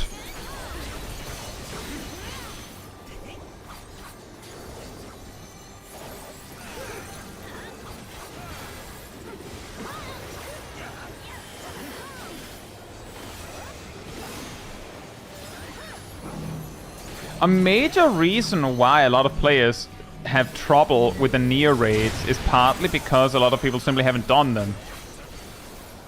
Some leave because it takes too long, and part of the reason why it takes so long is because people leave so they don't learn it. It's not entirely just that, but there's a lot of it that plays into it. Because I distinctly remember that in actual Shadowbringers, the near raids weren't this long. And sometimes I'll have an alliance raid in a near raid where people don't die, and it takes way less time. It doesn't take as little time as like Crystal Tower, but it's way faster.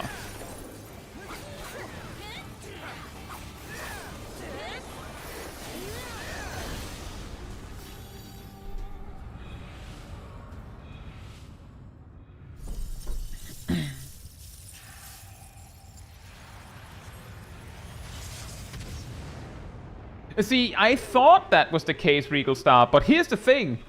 I retracted that statement when Dawntrail came out and I discovered the same thing happened to the Endwalker Alliance raids.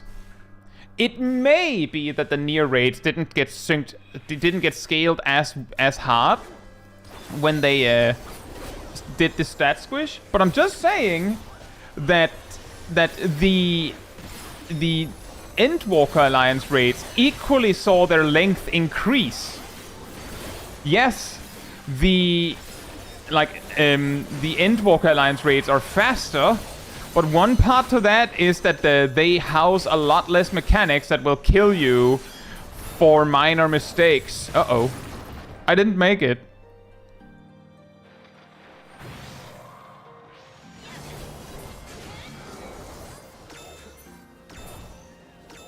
But I did indeed see a similar increase in length.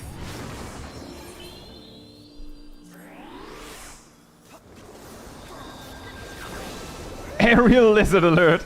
It may definitely be both. It could absolutely be a bit of both. It could absolutely be a bit of both.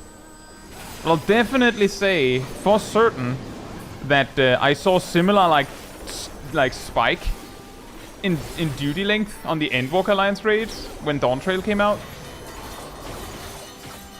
So it's not entirely the stat squish's fault.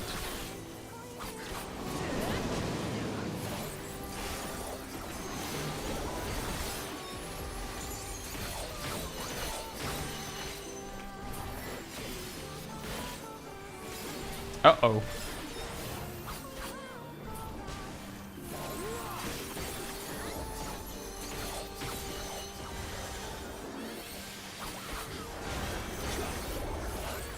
I think that that might also be a factor, which is why the near raids have stood fast for longer.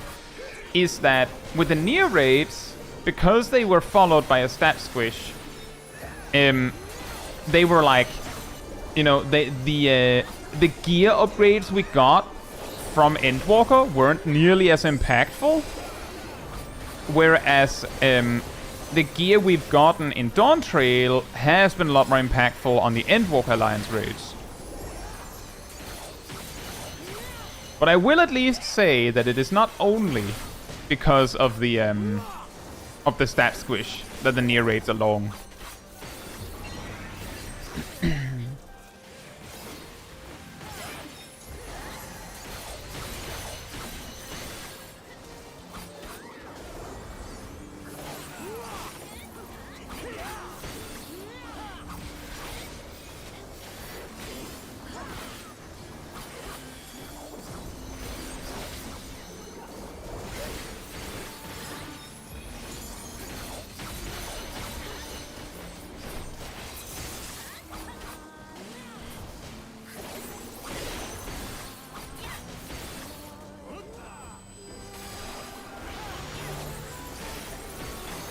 Oh, right, it's the rock.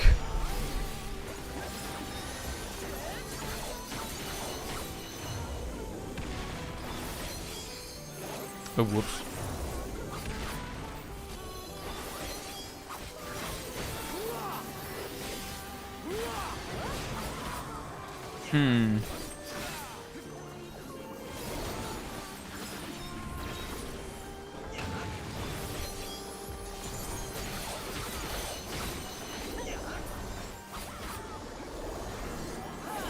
It's a rock.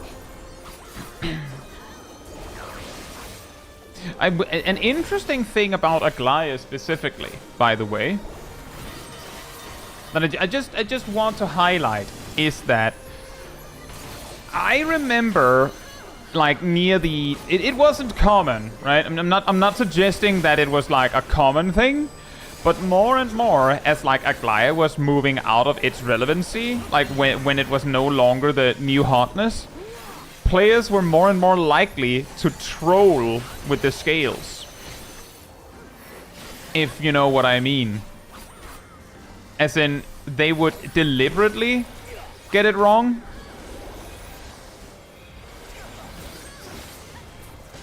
Like position themselves so that they could flip the scales at the very last moment. And a really weird, technically a solution to that problem is that due to weird balancing, the scales just stopped being relevant as you got more gear. It's not a very good solution, admittedly. But it does solve that, I guess. Sort of. And yeah, Kashanta, basically it was, I believe it was possible to skip the scales by the second raid tier in Endwalker, I'm pretty sure. Not 100%, but I'm pretty sure.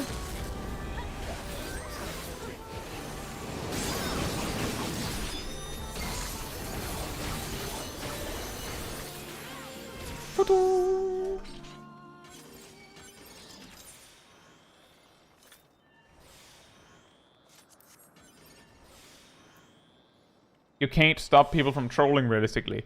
Correct. The only way you'd be able to prevent people from trolling is by taking away the toy. But counterpoint to that. This is something that has come up before, by the way, guys. Does the fact that it is possible to do something malicious and meme with something in the game, justify removing it. Is it necessary to remove it over that? You get what I mean? Thank you, Jin, for both things. I'll say, look at the Magie. Hope you're doing well. Yeah, basically, that's kind of what I mean, look at the Magie. Is like, my point here is, if can be used for trolling justifies removing something, then we can't have anything, right?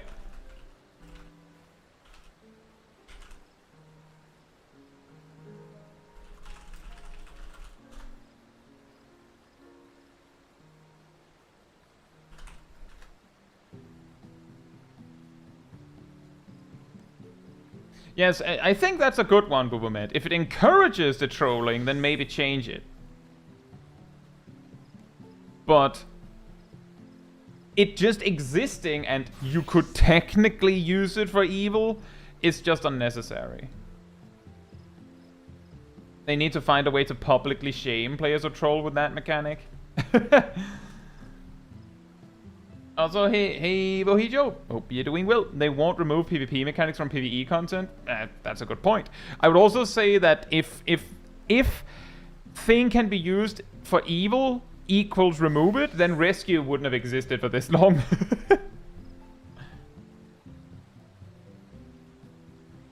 And as some people say here, a really simple solution to problems like some people using something for evil like that is you report the ones that use it for evil. I will queue when it says 24. Like that's the solution.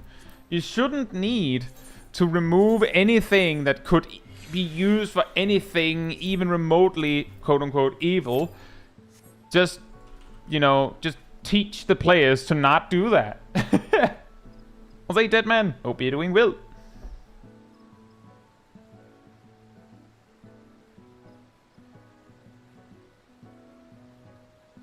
Cake says, stupid point, queuing for Stormlord or Shadowbringers extremes can be used to troll mentors. Does all extremes need to be removed? I will say that queuing for an extreme isn't trolling. If you queue for let's say for instance that you queued for Ceromus extreme, just to choose a particularly extreme example, I imagine that if a team of mentors landed in Abyssal Fracture extreme, someone would immediately leave.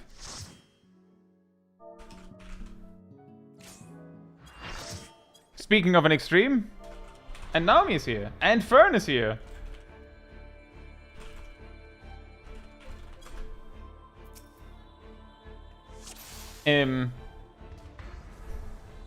Oh, someone already pulled.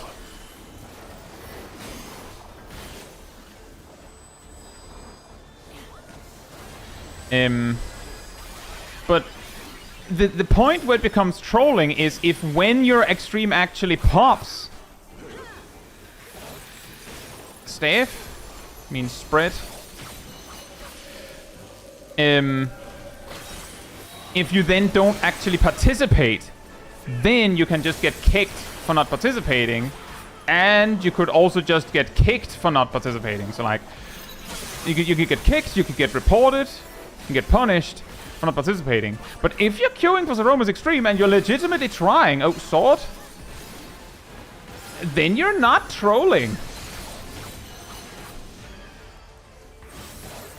Although it could be argued that the player base at large generally agree that you don't do that, but you might not know. And like, there is a possibility that you don't actually know. I'm gonna say that I find it incredibly unlikely.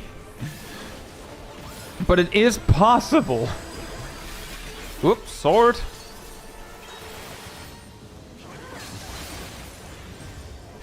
And I would also say, if you're queuing for the content to actually try and do it, then I don't... Again, it's not trolling the game. That it's a feature in the game.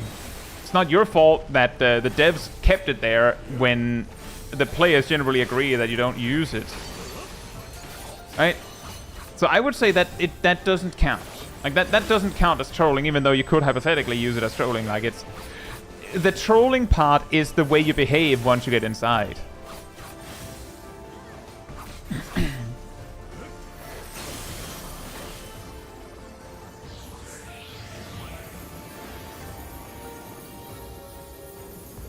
I would. The reason why I'm saying that they might not know, but I find it unlikely, Storymax, is if you've reached Endwalker and you're queuing for an Endwalker extreme, it's a very high possibility that it's not your first rodeo. Like rodeo, you probably queued for other extremes, and surely at some point you realize that maybe just queuing for stuff isn't the way to do that.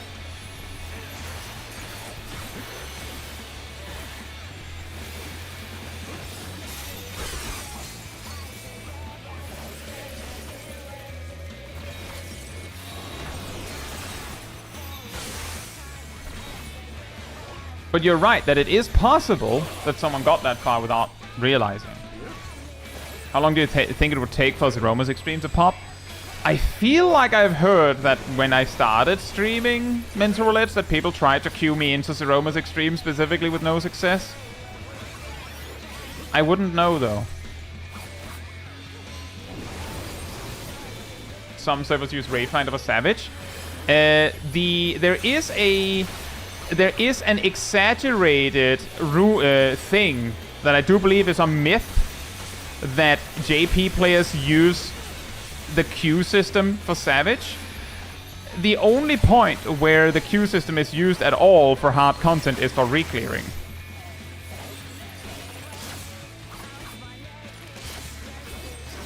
Which means, and that is also for extremes. And I do believe it's for re-clearing and farming extremes, so also I've heard. By the way, this is getting down to the wire. You're dead. There's basically nothing we can do.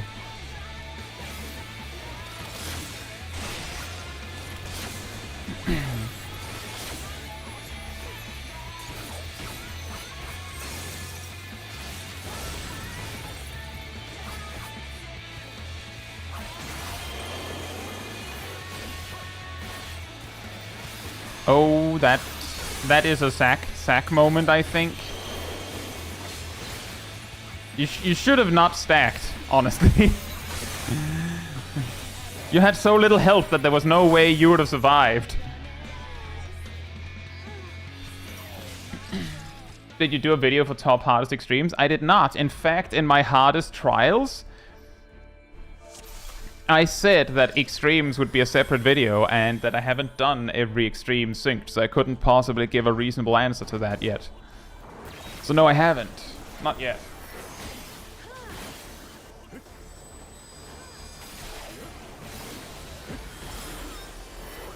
Yannick, I believe the raid finder is slightly more systematic about party members. Like, I'm pretty sure that that one would find your barrier healer and a pure healer, for instance. Don't know, haven't tried it. But I will say that the suggestion that some players use Raid Finder for Savage content is it's a common exaggeration of what JP players do.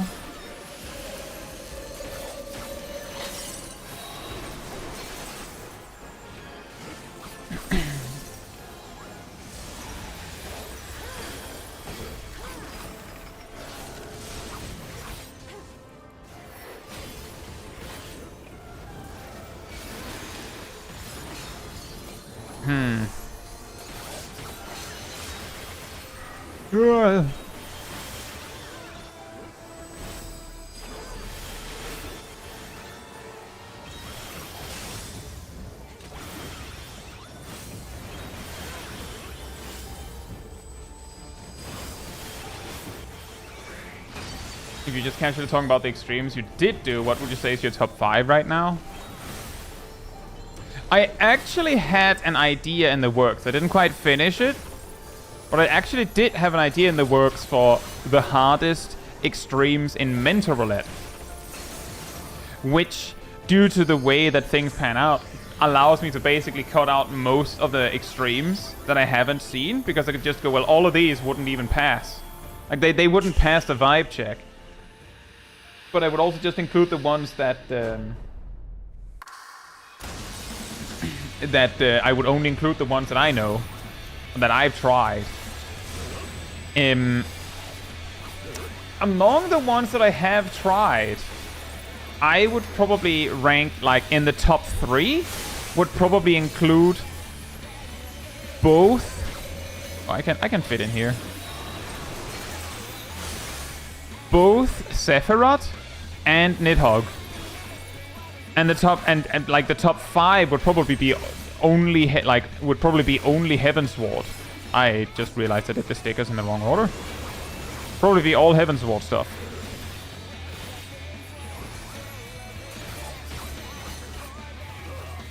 Yeah, exactly, Kat. You may recognize that there's a very good reason why I stopped the idea and didn't finish it. I'm like, it feels very predictable. This is interesting. I feel like the interesting part of such a video is more like the things that make an extreme hard for a... oh, you're dead. You're dead. In Mental Roulette, as opposed to not Mental Roulette.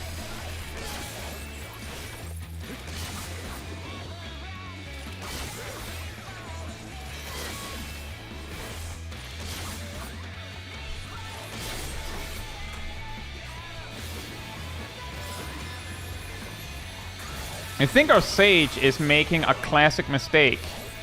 The advice being served here from yours truly is save those that can yet be saved first. Don't just spam res the dead players while the tank is dying, because then you'll just have to res one more person, and you have accomplished nothing.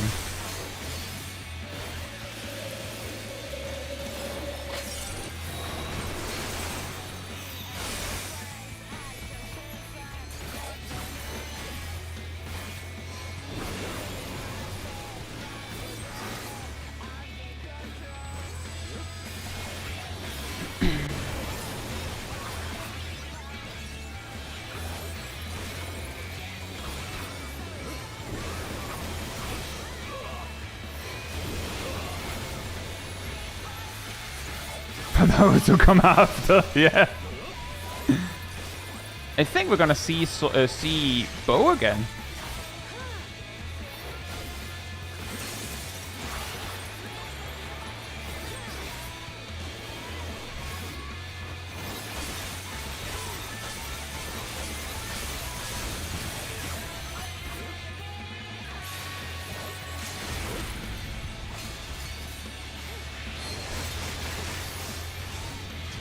You know, on the one hand, I wasn't sure about that limit break, but then I saw both healers die, and now, well... I'm realizing that sending the limit break was necessary for my survival.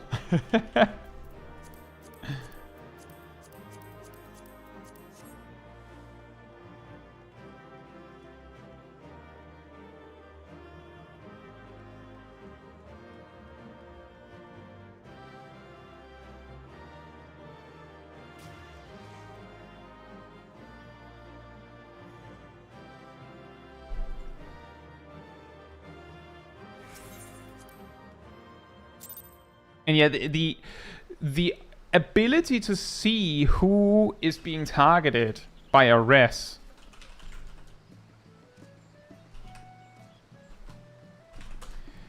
is something that has been added in Dawntrail, I believe. So a lot of people don't even realize it.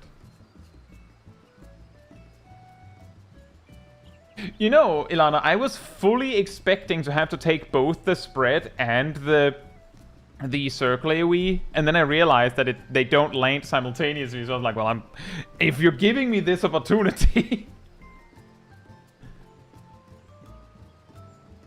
We state mark that on the person who's getting rest as well. That would be nice if it just showed like something to indicate this person is being targeted with something. Doesn't even have to be they're being targeted by a rest. We can kind of like put 2 and 2 together. Anyway, I'll be right back and then we keep going.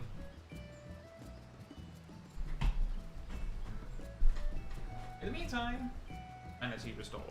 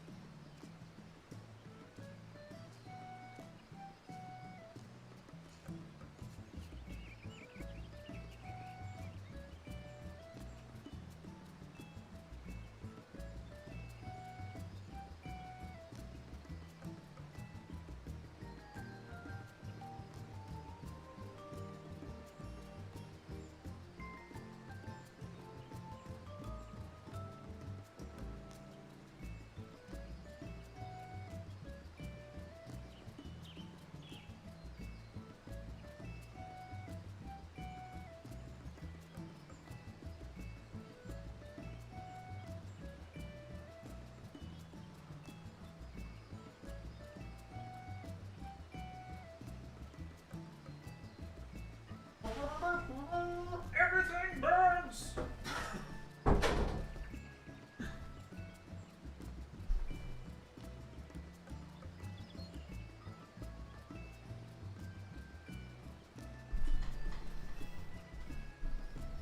Hey Shackman! Hope you're doing well.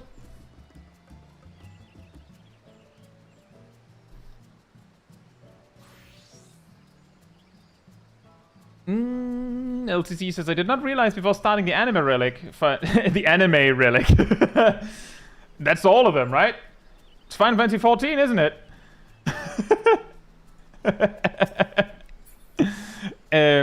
For an exclam, quite how many poetics it requires? Yeah. As I recall, it's like if you spend everything, like if you buy everything for poetics, it's like 20,000 per. It's crazy. Anyway, I'll queue when it says 50. 51. $51.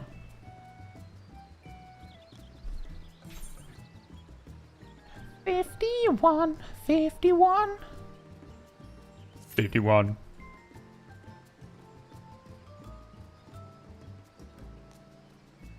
Yeah, it is like 20,000. Exceptionally expensive in poetics.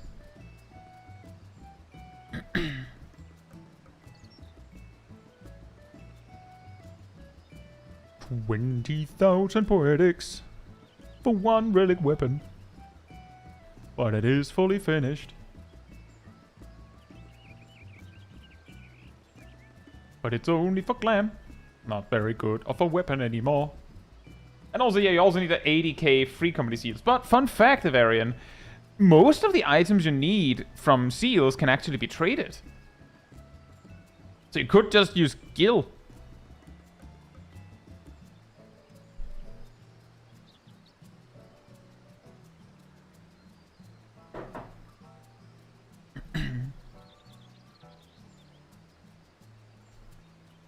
Bum, bum, bum, bum, bum, bum, bum, bum, bum, bum.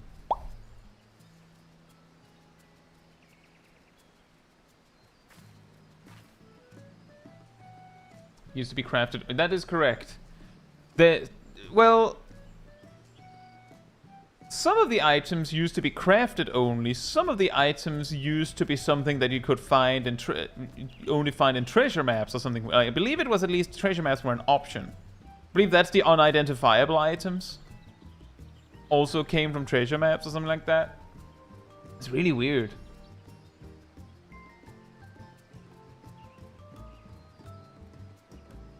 LTC says, I went to a guide for it. If you buy everything with Poetics, it's around 23k. Yeah. I will say that some of the things, like for instance, the Pneumite, is something where it's like, yeah, technically if you buy everything with Poetics, they would count. But most people buy those with company seals, so they don't really count.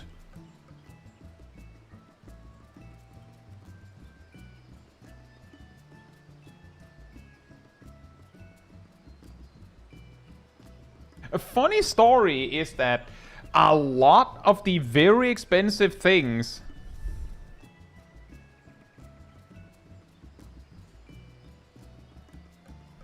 very expensive things during Heavensward got nerfed to be less expensive.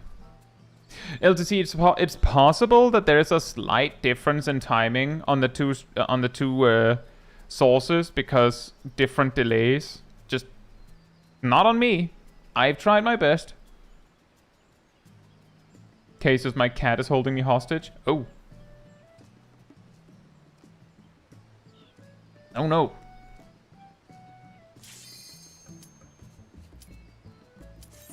Oh boy, another trial or raid.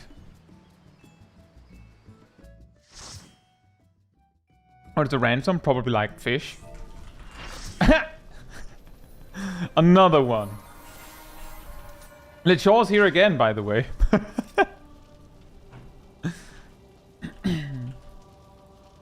Another one. Wait, we have an actual thaumaturge?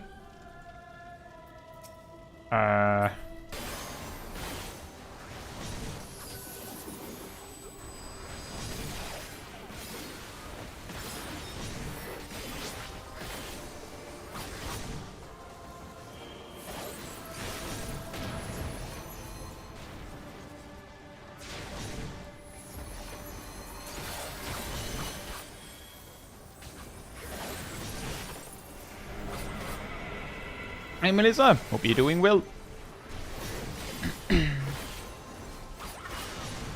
Hey Oats, hope you're doing well as well.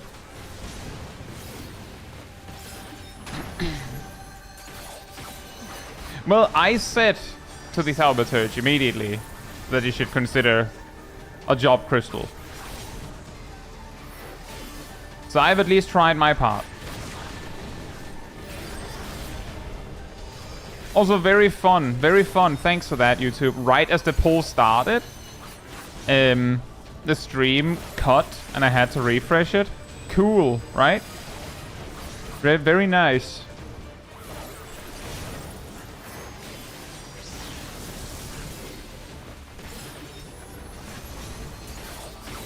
Yeah, Kiwi, it was probably because of what I just said, that it straight up just cut for me as well. I had to refresh it. Right as the poll began, too.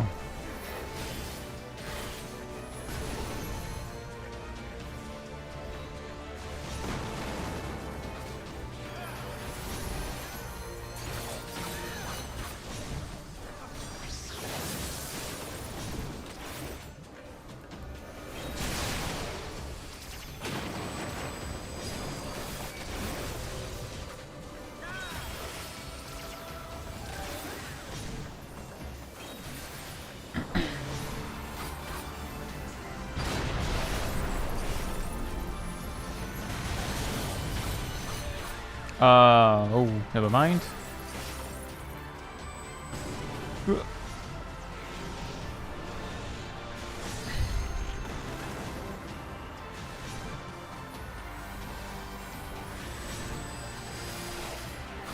Good thing we have some gamers, so it might be fine.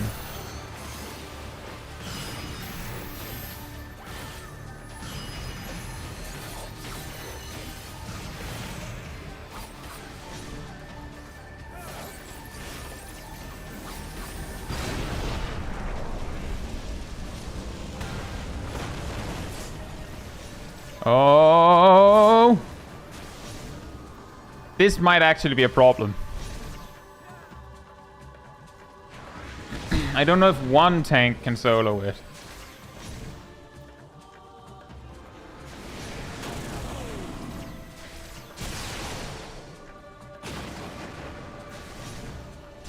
Naomi landed in Solemn Trinity again. Wow. If it had been 2 tanks, maybe.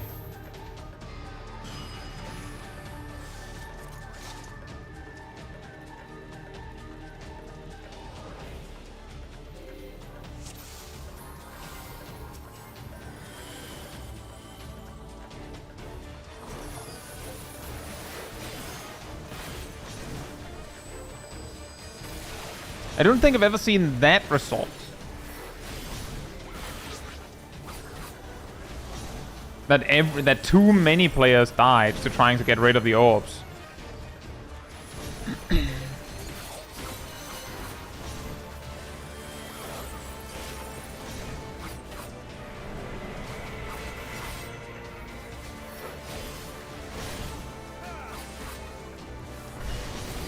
You know, guys, if you take a second to stop looking at what the Thaumaturge is doing, you should try and check out what the Black Mage is doing. What the dog doing?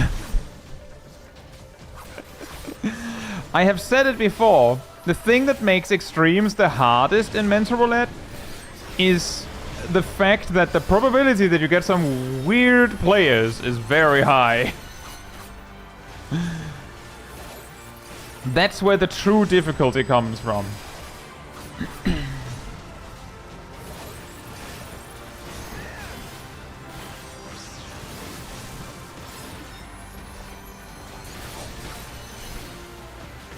You mean the Thaumaturge is doing better? No, it's doing less damage, clearly.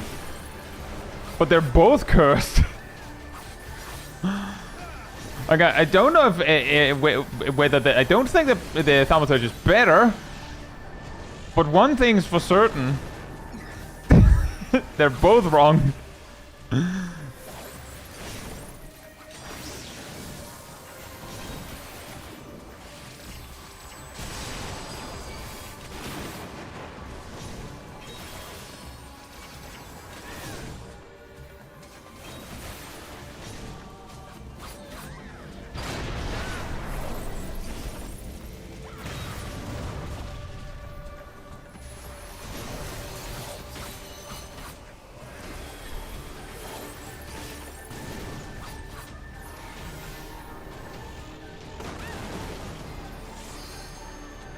Oh.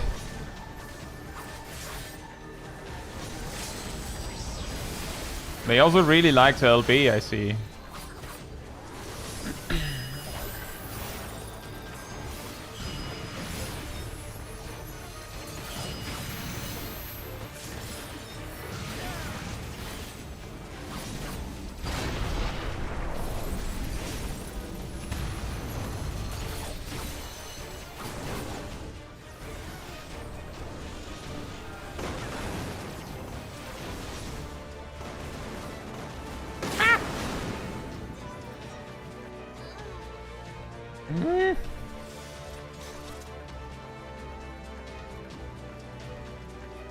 Lichaw, I'm assuming you can hear me. Pro tip, try and save your cooldowns for that last one. And when we get booned, just slam Rampart and Shadow Wall and Dark Mind. Just mash everything and then just run in. You need 1 orb from each pair. If you can do that, then you like. I don't know if you can take all of them, but I'm pretty sure you can take all of them.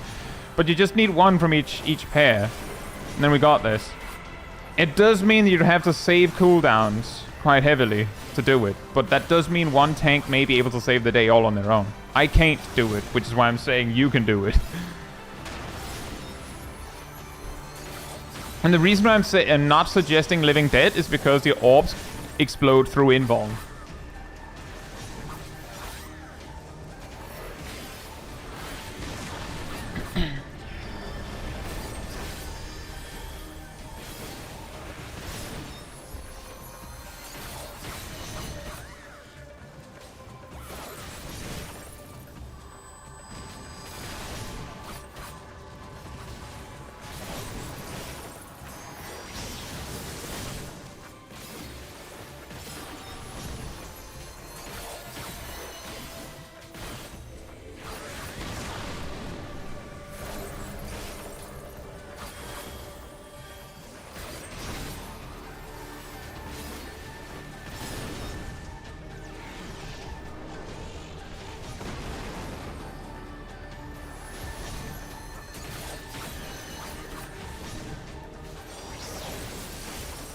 Surely third eye is that powerful, imagine.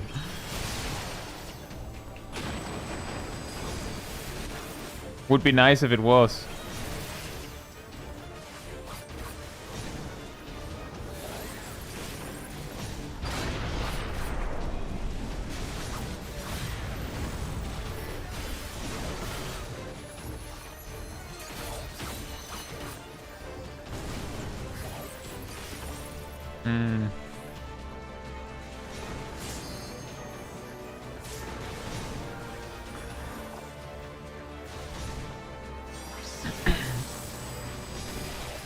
At least the far side ones, you have a lot of time to react.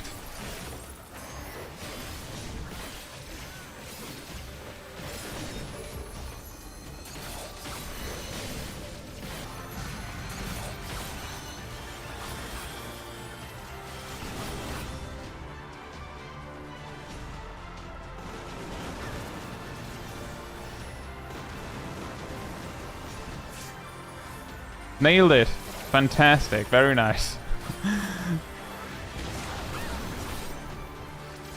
A good thing I suggested it long in advance. Apparently YouTube is having an interesting time today.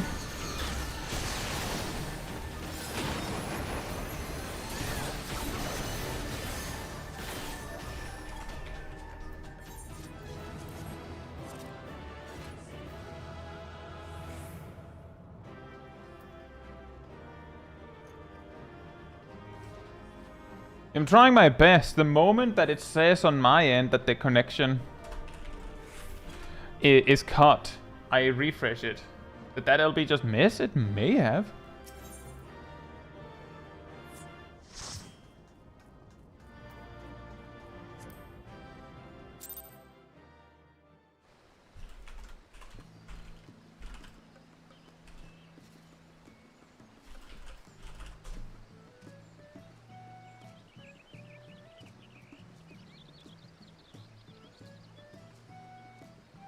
Yeah, funny thing about Ultimate Weapon Extreme is that a long time ago we did, a long time ago at this point, I did this series called Extreme Countdown, which is we did an Extreme. Yeah, that makes sense, Ionic Blast. Basically the premise, for those that never saw that, the VODs are available, is you do an Extreme, synced, with full 8 players in the whole thing. You beat it, you lose a player. You do it again, you lose a player. Do it again, you lose a player. Until you can't or won't go any further. And with Ultimate Weapon, what we experienced was with 8 players, you know, the fight was going really fast. Like, really fast. Like, as you see here, like, some of the mechanics are overlapping in a very mean way. For instance, the last Aetheric Boom happens right as proximity AoEs are resolving. That's not actually, as far as I recall, that's not meant to work out that way. It's just that the proximity AoEs are sent on like a lot of the mechanics are sent on timing plus HP thresholds, which means, for instance, that the reason why he does the Garuda knockback and his knockback comes and then Garuda dies. Garuda is supposed to do more things than that, but you skip it too fast. So what we experienced is that when we hit like 6 or 5 players or so, the fight started to go at a more natural, quote-unquote, pace. Like, it felt more like, oh yeah, that it does make sense that this happens and then that happens. But yeah, as we also discovered, 2 Gunbreakers can duo Ultimate Weapon Extreme. Synced, but with full echo. But synced, technically. LQ when it says 45.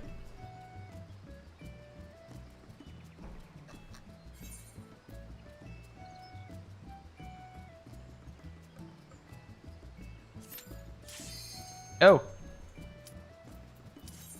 Oh. Guild test? Is it Bogman time?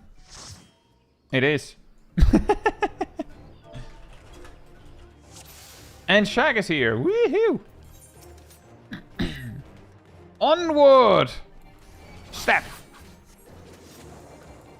Stab! Sleesh slash. Swish swoosh.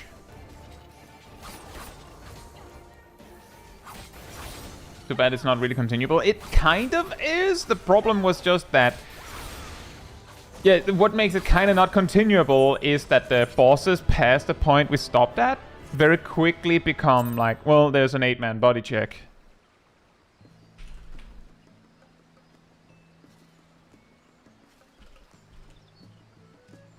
I'll queue when it says 9.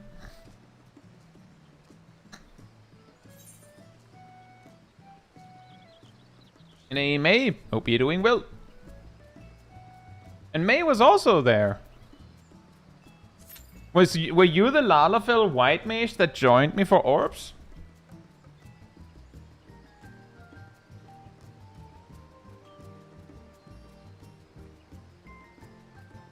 Fantastic.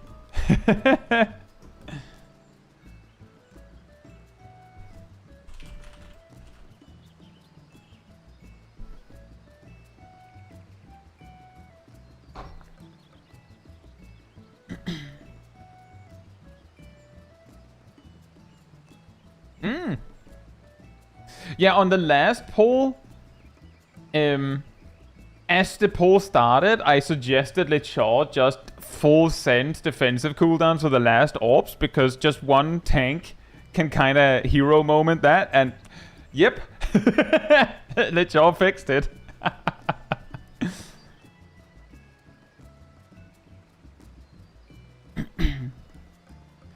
Discount support says, I could have sworn you had a myth bust on it, but I can't find it. Doesn't Dancer's Esprit normalize skill speed, i.e. putting it on a Dragoon doesn't lose your Esprit versus putting it on a Viper? Dancer's trait describing how Esprit works specifies that the probability of a proc varies between jobs. Exactly how that works is, to my knowledge, not super clear. I don't know if skill speed and spell speed matters. It might be what actually plays in. But I can tell you that in the test in the Mythbuster video, we had... I believe we tested a monk just doing rotation stuff against technically a spell speed centric black mage build, but a black mage nonetheless. And the Esprit per minute was basically almost exactly the same. Like, almost precisely the same, to the point that if there is a difference, let's just say that the difference is so small that other factors are more important when choosing who you partner. Also, thank you, Erdal. Erdal fished out the video for you, but it's over on the YouTube site, discount support.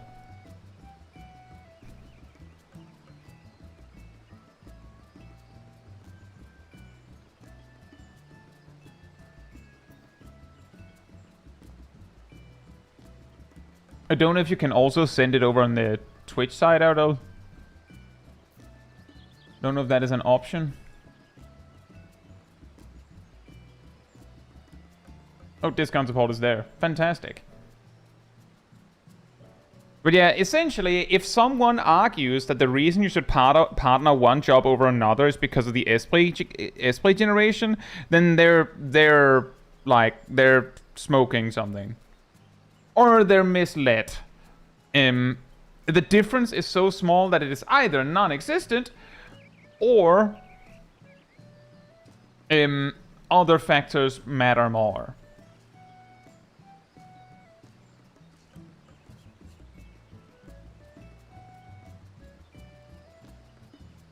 You know, May, the thing that was more concerning, I don't know if you saw when you were doing the Ultimate Weapon Extreme run, the Black Mage and the Thaumaturge was doing less damage than you.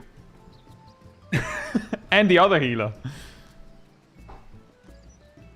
Now that was concerning. Also the fact that we had a Thaumaturge.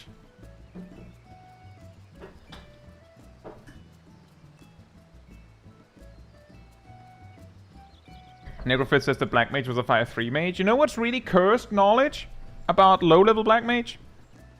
I've said this one before. Below level 42, Fire 3 spam is a gain on 1.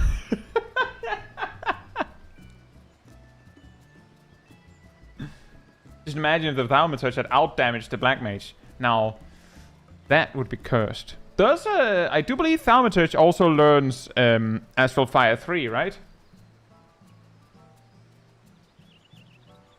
I believe Blizzard is exclusive to Black Mage, but Fire is Thaumaturge. Yep. So the problem is actually refueling.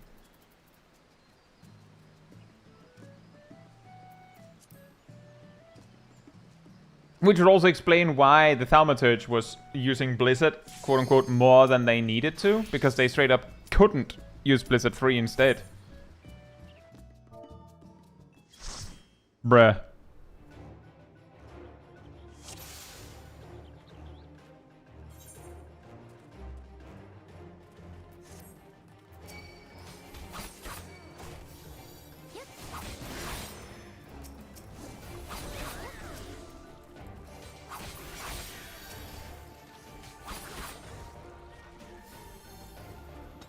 Cat says, I mentioned multiple times that the Thaumaturge was higher in enmity than the Black Mage.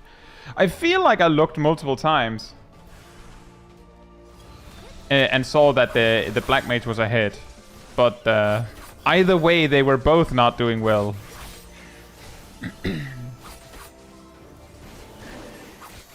That is even more cursed.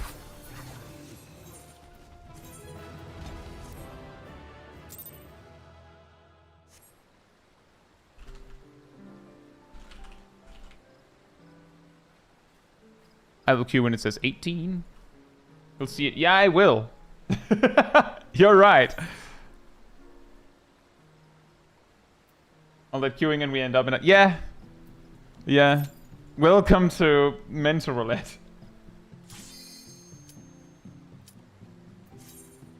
Basically, oh, that was a fast queue.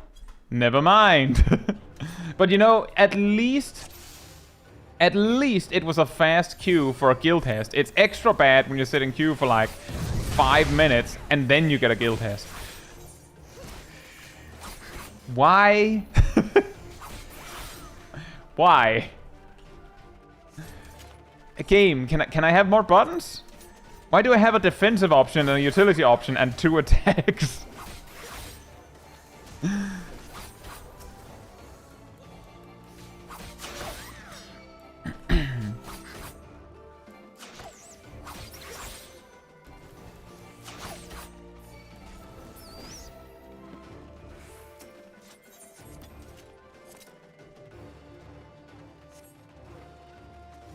That is weird, Dyson. AoE is a reserved for high skill gamers. Oh. Oh man. Next you're gonna tell me I'm gonna miss on the toad at the end because it has 1 level above me.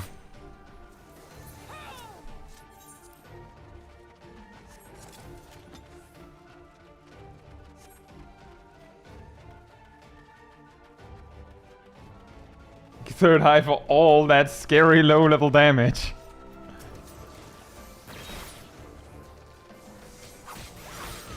Just stun it, Lamau.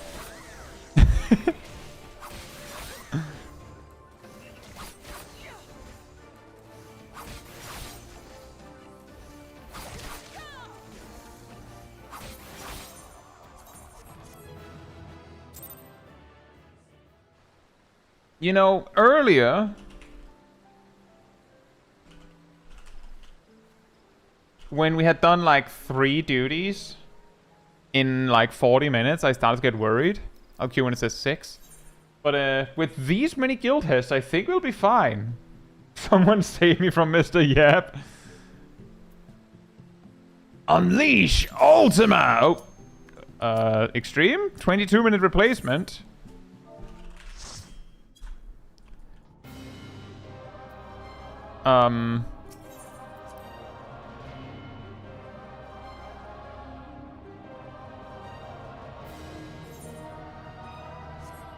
Okay, well, I didn't come to save you, Shaq, but guys, I have somehow skipped the cutscene. It's Praetorium with no... Why would someone leave at this point? Hey guys, what's up?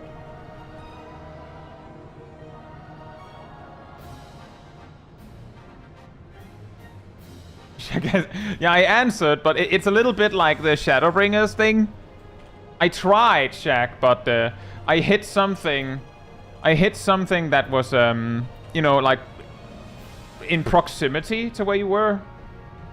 Say Stainless. Hope you're doing well. You have to have been kicked, right? I don't know. It could have left.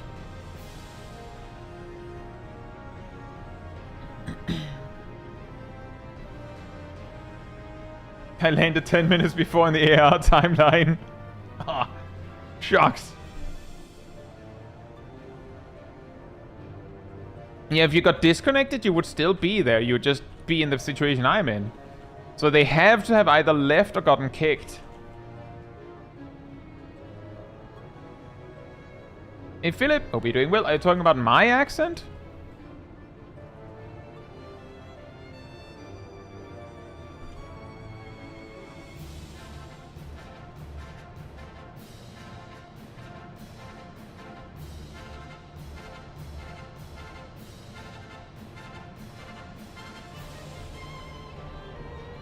It's a Danish accent. Very close, you could say.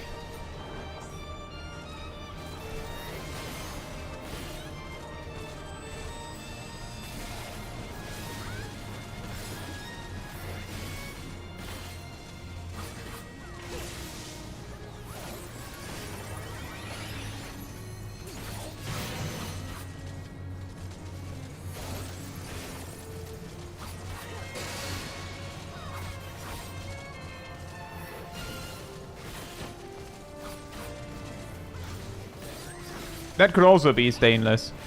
I will say also that if hypothetically if someone was being a jerk and you had some justified reason to kick them, then just before the last cutscene would be the cruelest time you could kick them.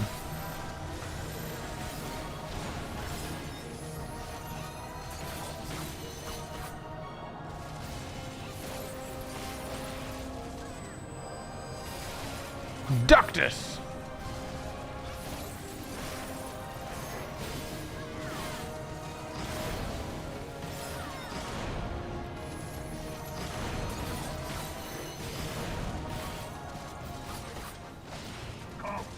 I would also add discount support that I have that some have like it is. I have been told that it is noticeable, but I've also heard from others that they say that my accent is hard to place. So it might be that it's not as strong an accent, as strong a Danish accent as many would be.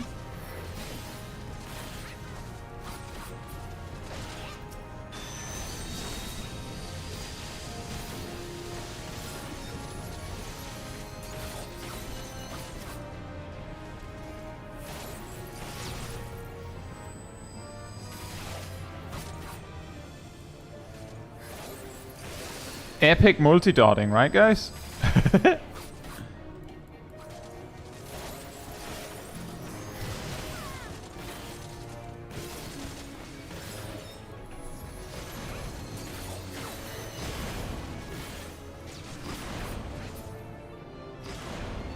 Snakker du dansk?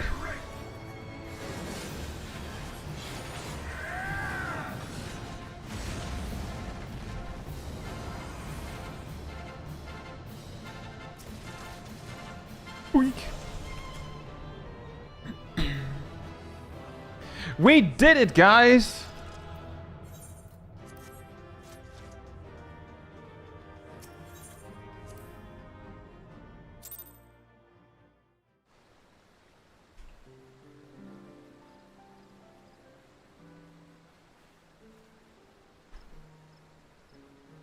I'll queue when it says 58.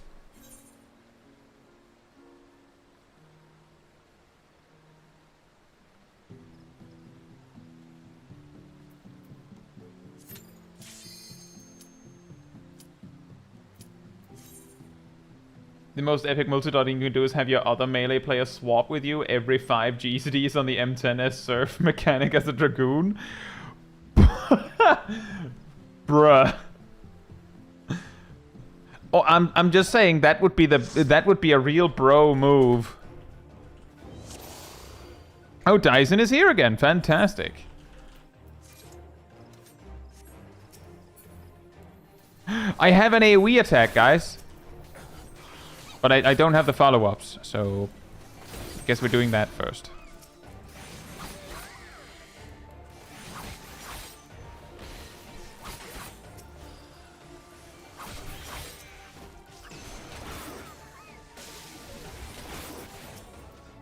Oh. Now I'm pacified.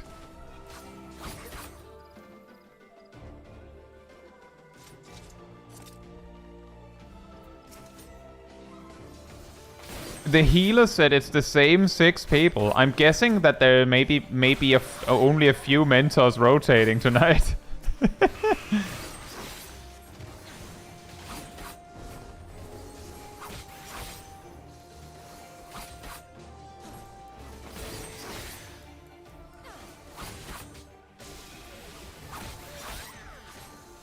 Yeah, doing something like that, Stainless, makes me think of how, like, I mean, Sib and I sometimes, like, run past each other specifically to, like, get the bosses overlapping.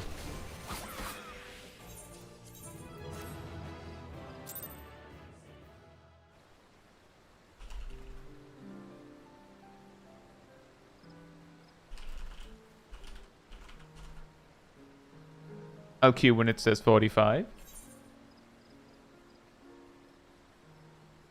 Jose Meyer song in Zip Zap. Hope you're doing well.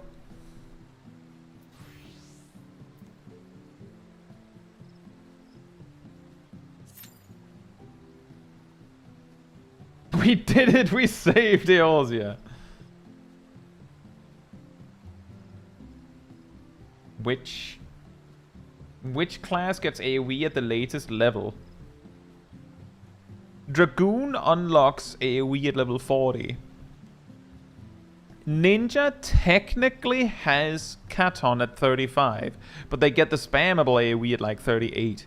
37 or 38. I'm pretty sure it's Dragoon that is the latest. Except for healers, of course. All healers get it at like 46. 45, 46. I believe Scholar and Sage gets theirs at 46.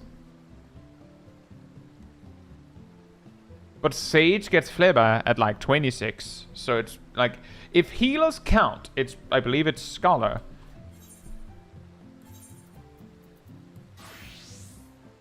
$46, 45, 45,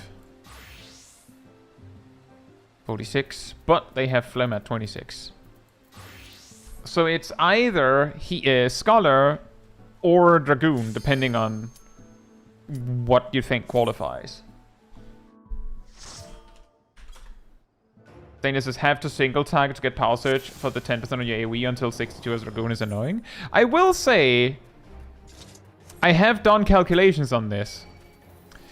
If you're just doing filler stuff, then there is a pretty low target count where there's actually a loss to bother to single target up that power surge.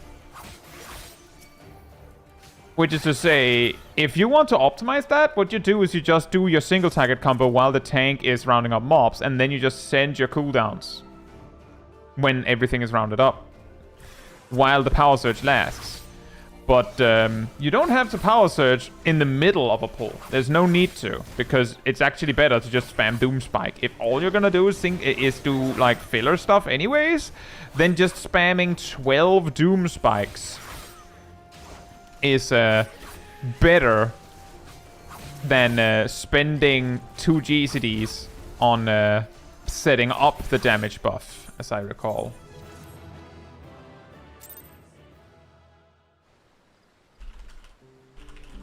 I will queue when it says 42. Exactly, Ender Sackboy. You may wonder why I had that one. Specifically because I got tired of hearing that complaint. So I was like, how bad is it? I do understand the complaint. Absolutely. But it reached the point where I was like, is that actually necessary? Is it actually necessary? The answer is kinda not. But if you're bursting, then yes.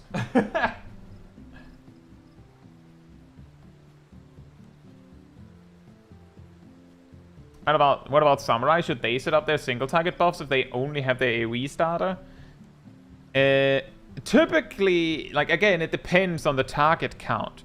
The duties where they only have their AoE filler don't have enough targets usually appear at any one time that you can't set up your buffs. And similarly, what Samurai would do there is they would set up their buffs while the tank is pulling stuff. And usually what happens in those dungeons, such as Bravelock's Longstop, is that you will pick up like 2 mobs. You can like 1-2, 1-2. And then you can spam Vuga when there's enough mobs to justify it.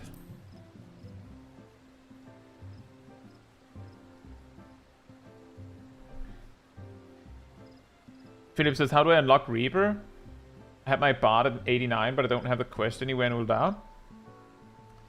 Do you own the Endwalker expansion? Yes, you do, because you're level 89.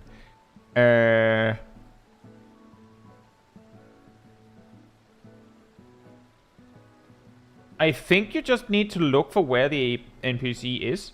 Does anyone remember where the unlock for Reaper is?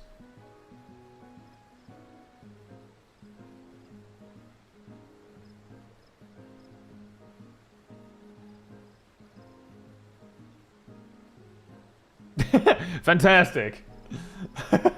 Do you know where in Ul'dah? It sounds like Philip has been looking in Ul'dah. Dyson says, let's see, Flustered Attendant. Flustered Attendant in Ul'dah, Steps of Null. 12, 8... 8.6. There. Philip, have you looked there?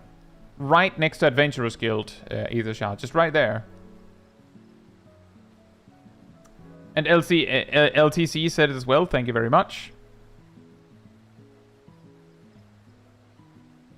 The Killer Instinct is the quest. The killer in the mirror.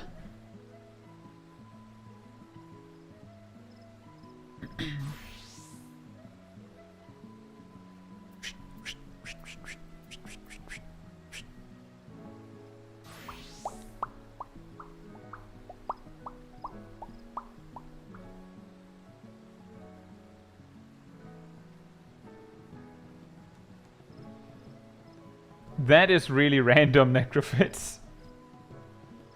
Wow.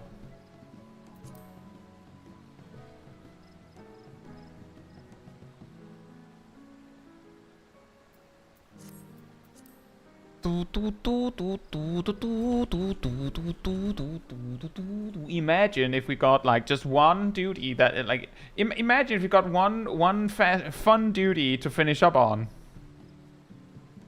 Because if we don't, then I'm not joking. We do Ultima Weapon a second time today, and then we just go guild test, guild test, guild test, quick Praetorium, guild test, guild test.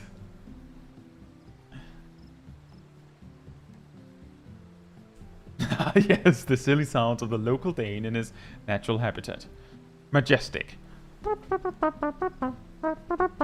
Furious.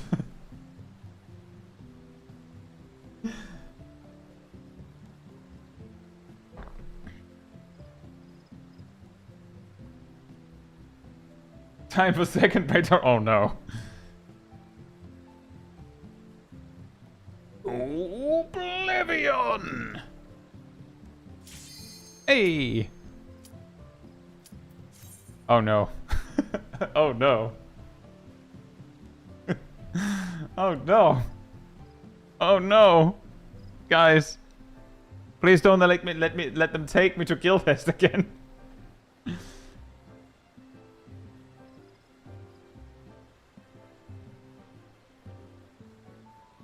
Oh no!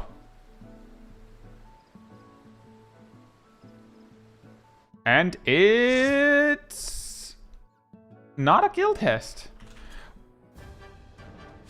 Ilana's here, fantastic. I mean, that is a more interesting finish.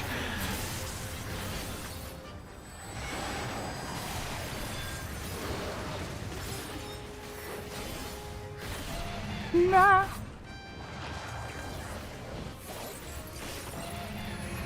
Roarg!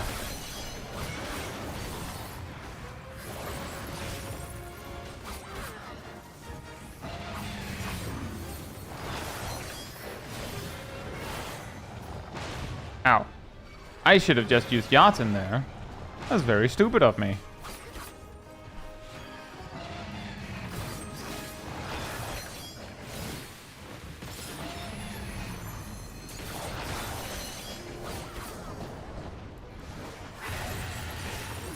Oh, this anger just because they didn't also bring Rathian. My wife!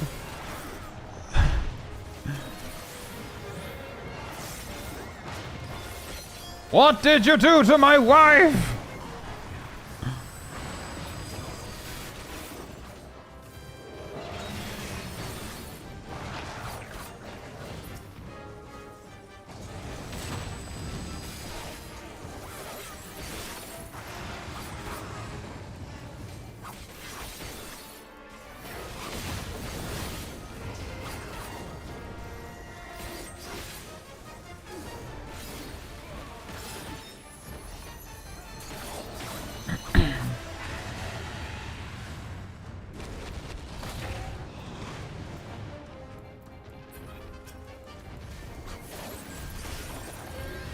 I got it.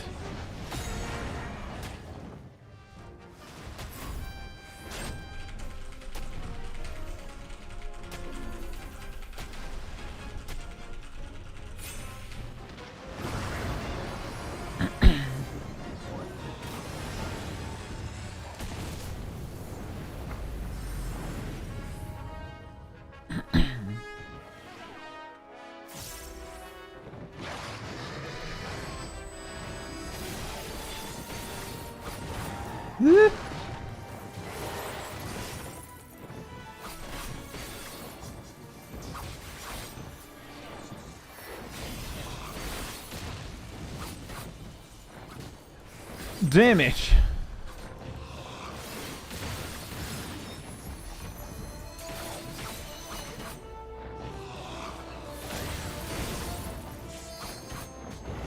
That is scary numbers.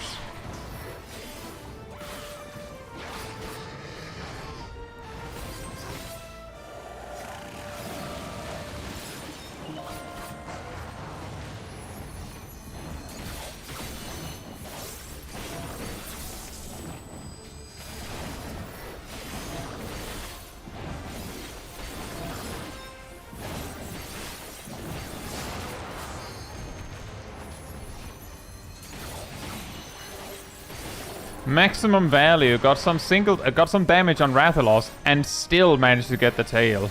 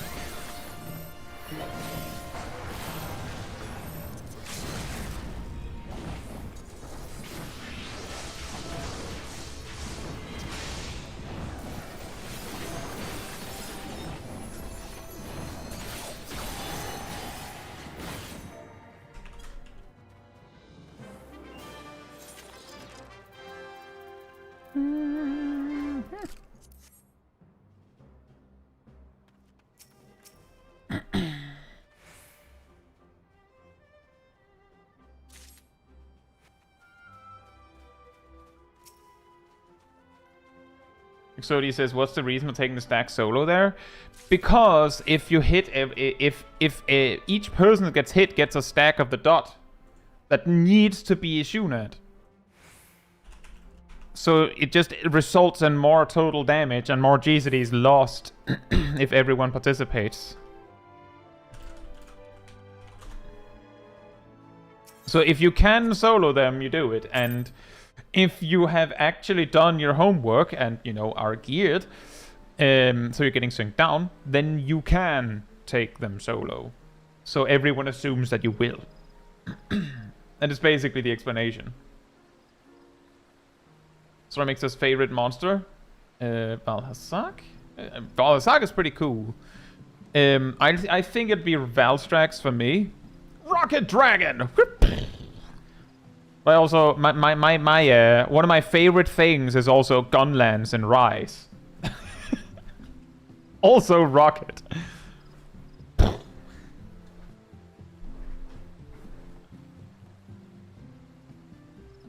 The point where it gets really dangerous to solo the stacks is if the fight drags on long enough that he can get more than 3 sets of stacks. That says we got it pretty low on the first down, I feel. Oh yeah, see, Ilana, what I did is that I was like, as he was getting down, I was like, okay, I have to remember to set a Higanbana because that will actually snapshot that he doesn't have the damage down, so it'll do a ton of damage while he's in the air afterwards. I did that and it just kept going. I was like, oh right, the tail. So I got a decent amount of damage straight on Rathalos and then remembered the tail. That could have gone very wrong. So very, very nice. I think it's been a while since I've gotten melee DPS plus Rathalos Extreme. And I would also say that the Samurai might be one of the better ones if you are going to have it. Because you can chase Rathalos over the whole arena with Jotun. Just every time he dashes far away, you just go, nope, I'm here too.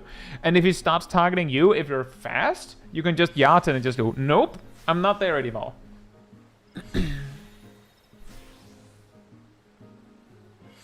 We do love our bagel goose.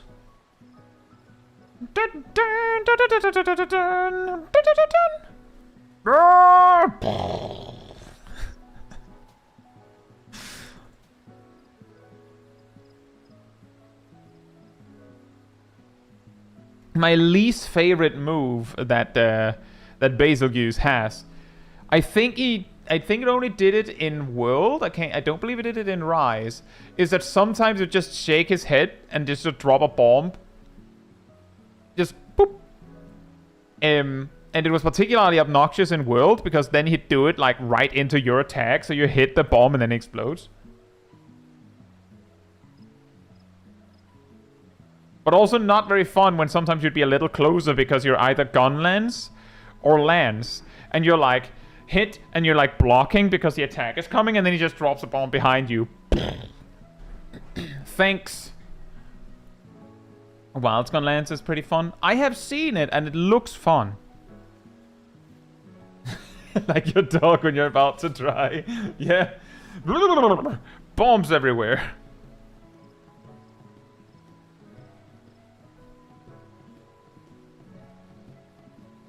But, so despite the long queues, we once again got like 16 duties. Are you all ready for the haul? We have 2 normal raids, 4 extreme trials, 1, 2, 3, 4, 5, 6, 7, 8 guild tests at 50%. 1 alliance raid and 1 MSQ roulette. But the MSQ roulette was only 5 minutes.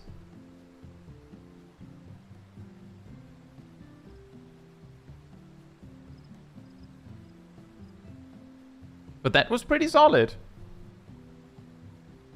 You see, the thing is, we don't necessarily need a lot of interesting duties. If we have like a couple where a lot of cool stuff happens, then it doesn't matter if the rest of it is just guild tests. Although it does get a little bit weird when it's like, and then we have a 2-minute intermission where it's like guild test, guild test, guild test, guild test, guild test.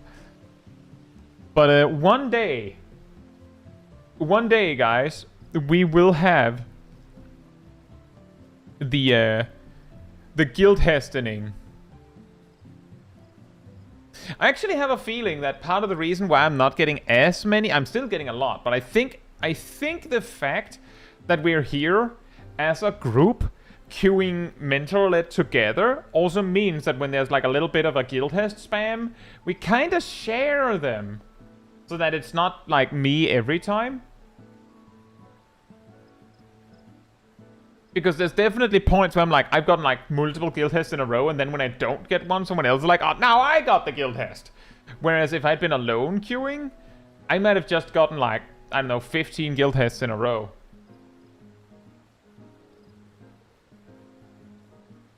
Least favorite is Kushala Daora. I will say Azure Rathalos and Kushala Daora in Worlds were both extremely obnoxious. Hey guys, we added more verticality to the game. Should we just have the flying monsters fly all the time? That's a great idea, boss.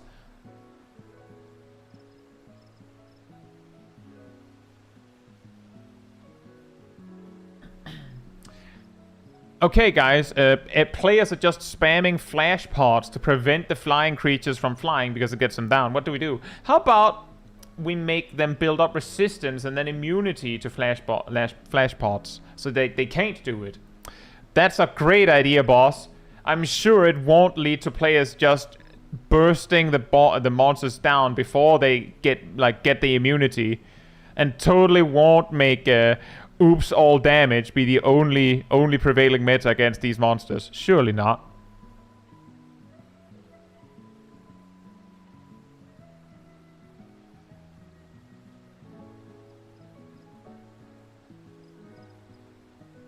We only had the last fight in Praetorium. That is pretty solid. Says Wild Gunlands is also extremely mobile if you know what you're doing. All I'm saying is that Rise Gunlands is like, it's unfair. Oh, the monster's finally winding up to hit me. Oh, what if I got iframes and mobility? And it continues my attack rotation, so. Anyway, a very nice haul, guys. Although I once again would wish that it was less guild tests and less wait time and more cool stuff. But we did get some cool ones, so there is at least something to talk about. And I would also add, if there ever needed to be evidence when I say that Ultimate Weapon Extreme basically just boils down to, does your team know how to handle the orbs? If yes, you win. If no, you don't. I think this would be it. Anyway, let's see here. If you would like to be part of the Discord community server, there's a link right there in the chat. There you will find the weekly schedule where you can see what else is coming up in the coming days. I usually update it Sunday or Monday. You'll also find the announcement room with links to videos and streams and open them out. If you grab the reminder roll in the role assignments room, you'll get a notification whenever I post a video or stream, as well as an extra one around 15 minutes before stream starts, so you can catch it right when you go live. By the way, some people asked about Heavensward relic weapons earlier, or talked about them. Do believe Friday is where I put out a video on how to get your Heavensward relic weapon in order. And if you've seen the Realm Reborn version, it's kind of like that. So look forward to a shopping list. And tomorrow is more Expedition 33. Still Act 2. But that also, to continue, if you'd like to support the channel even more directly, you can follow, you can like, you can subscribe, you can become a member, you can super chat, you can cheer, you can do all that goodness. And if you don't like any of that, there's also the Ko-Fi link. I'll post it right there in the chat. It all helps support me and the channel directly, so I can focus on doing stuff like this with all of you. So thanks so much for support. But that will be it from me tonight. I think we will be raiding over on the Twitch side of things. Let's see if we can find a cool person. But that said, good night, good morning, afternoon, or evening, depending where in the world, and hope to see you all very soon. Bye bye.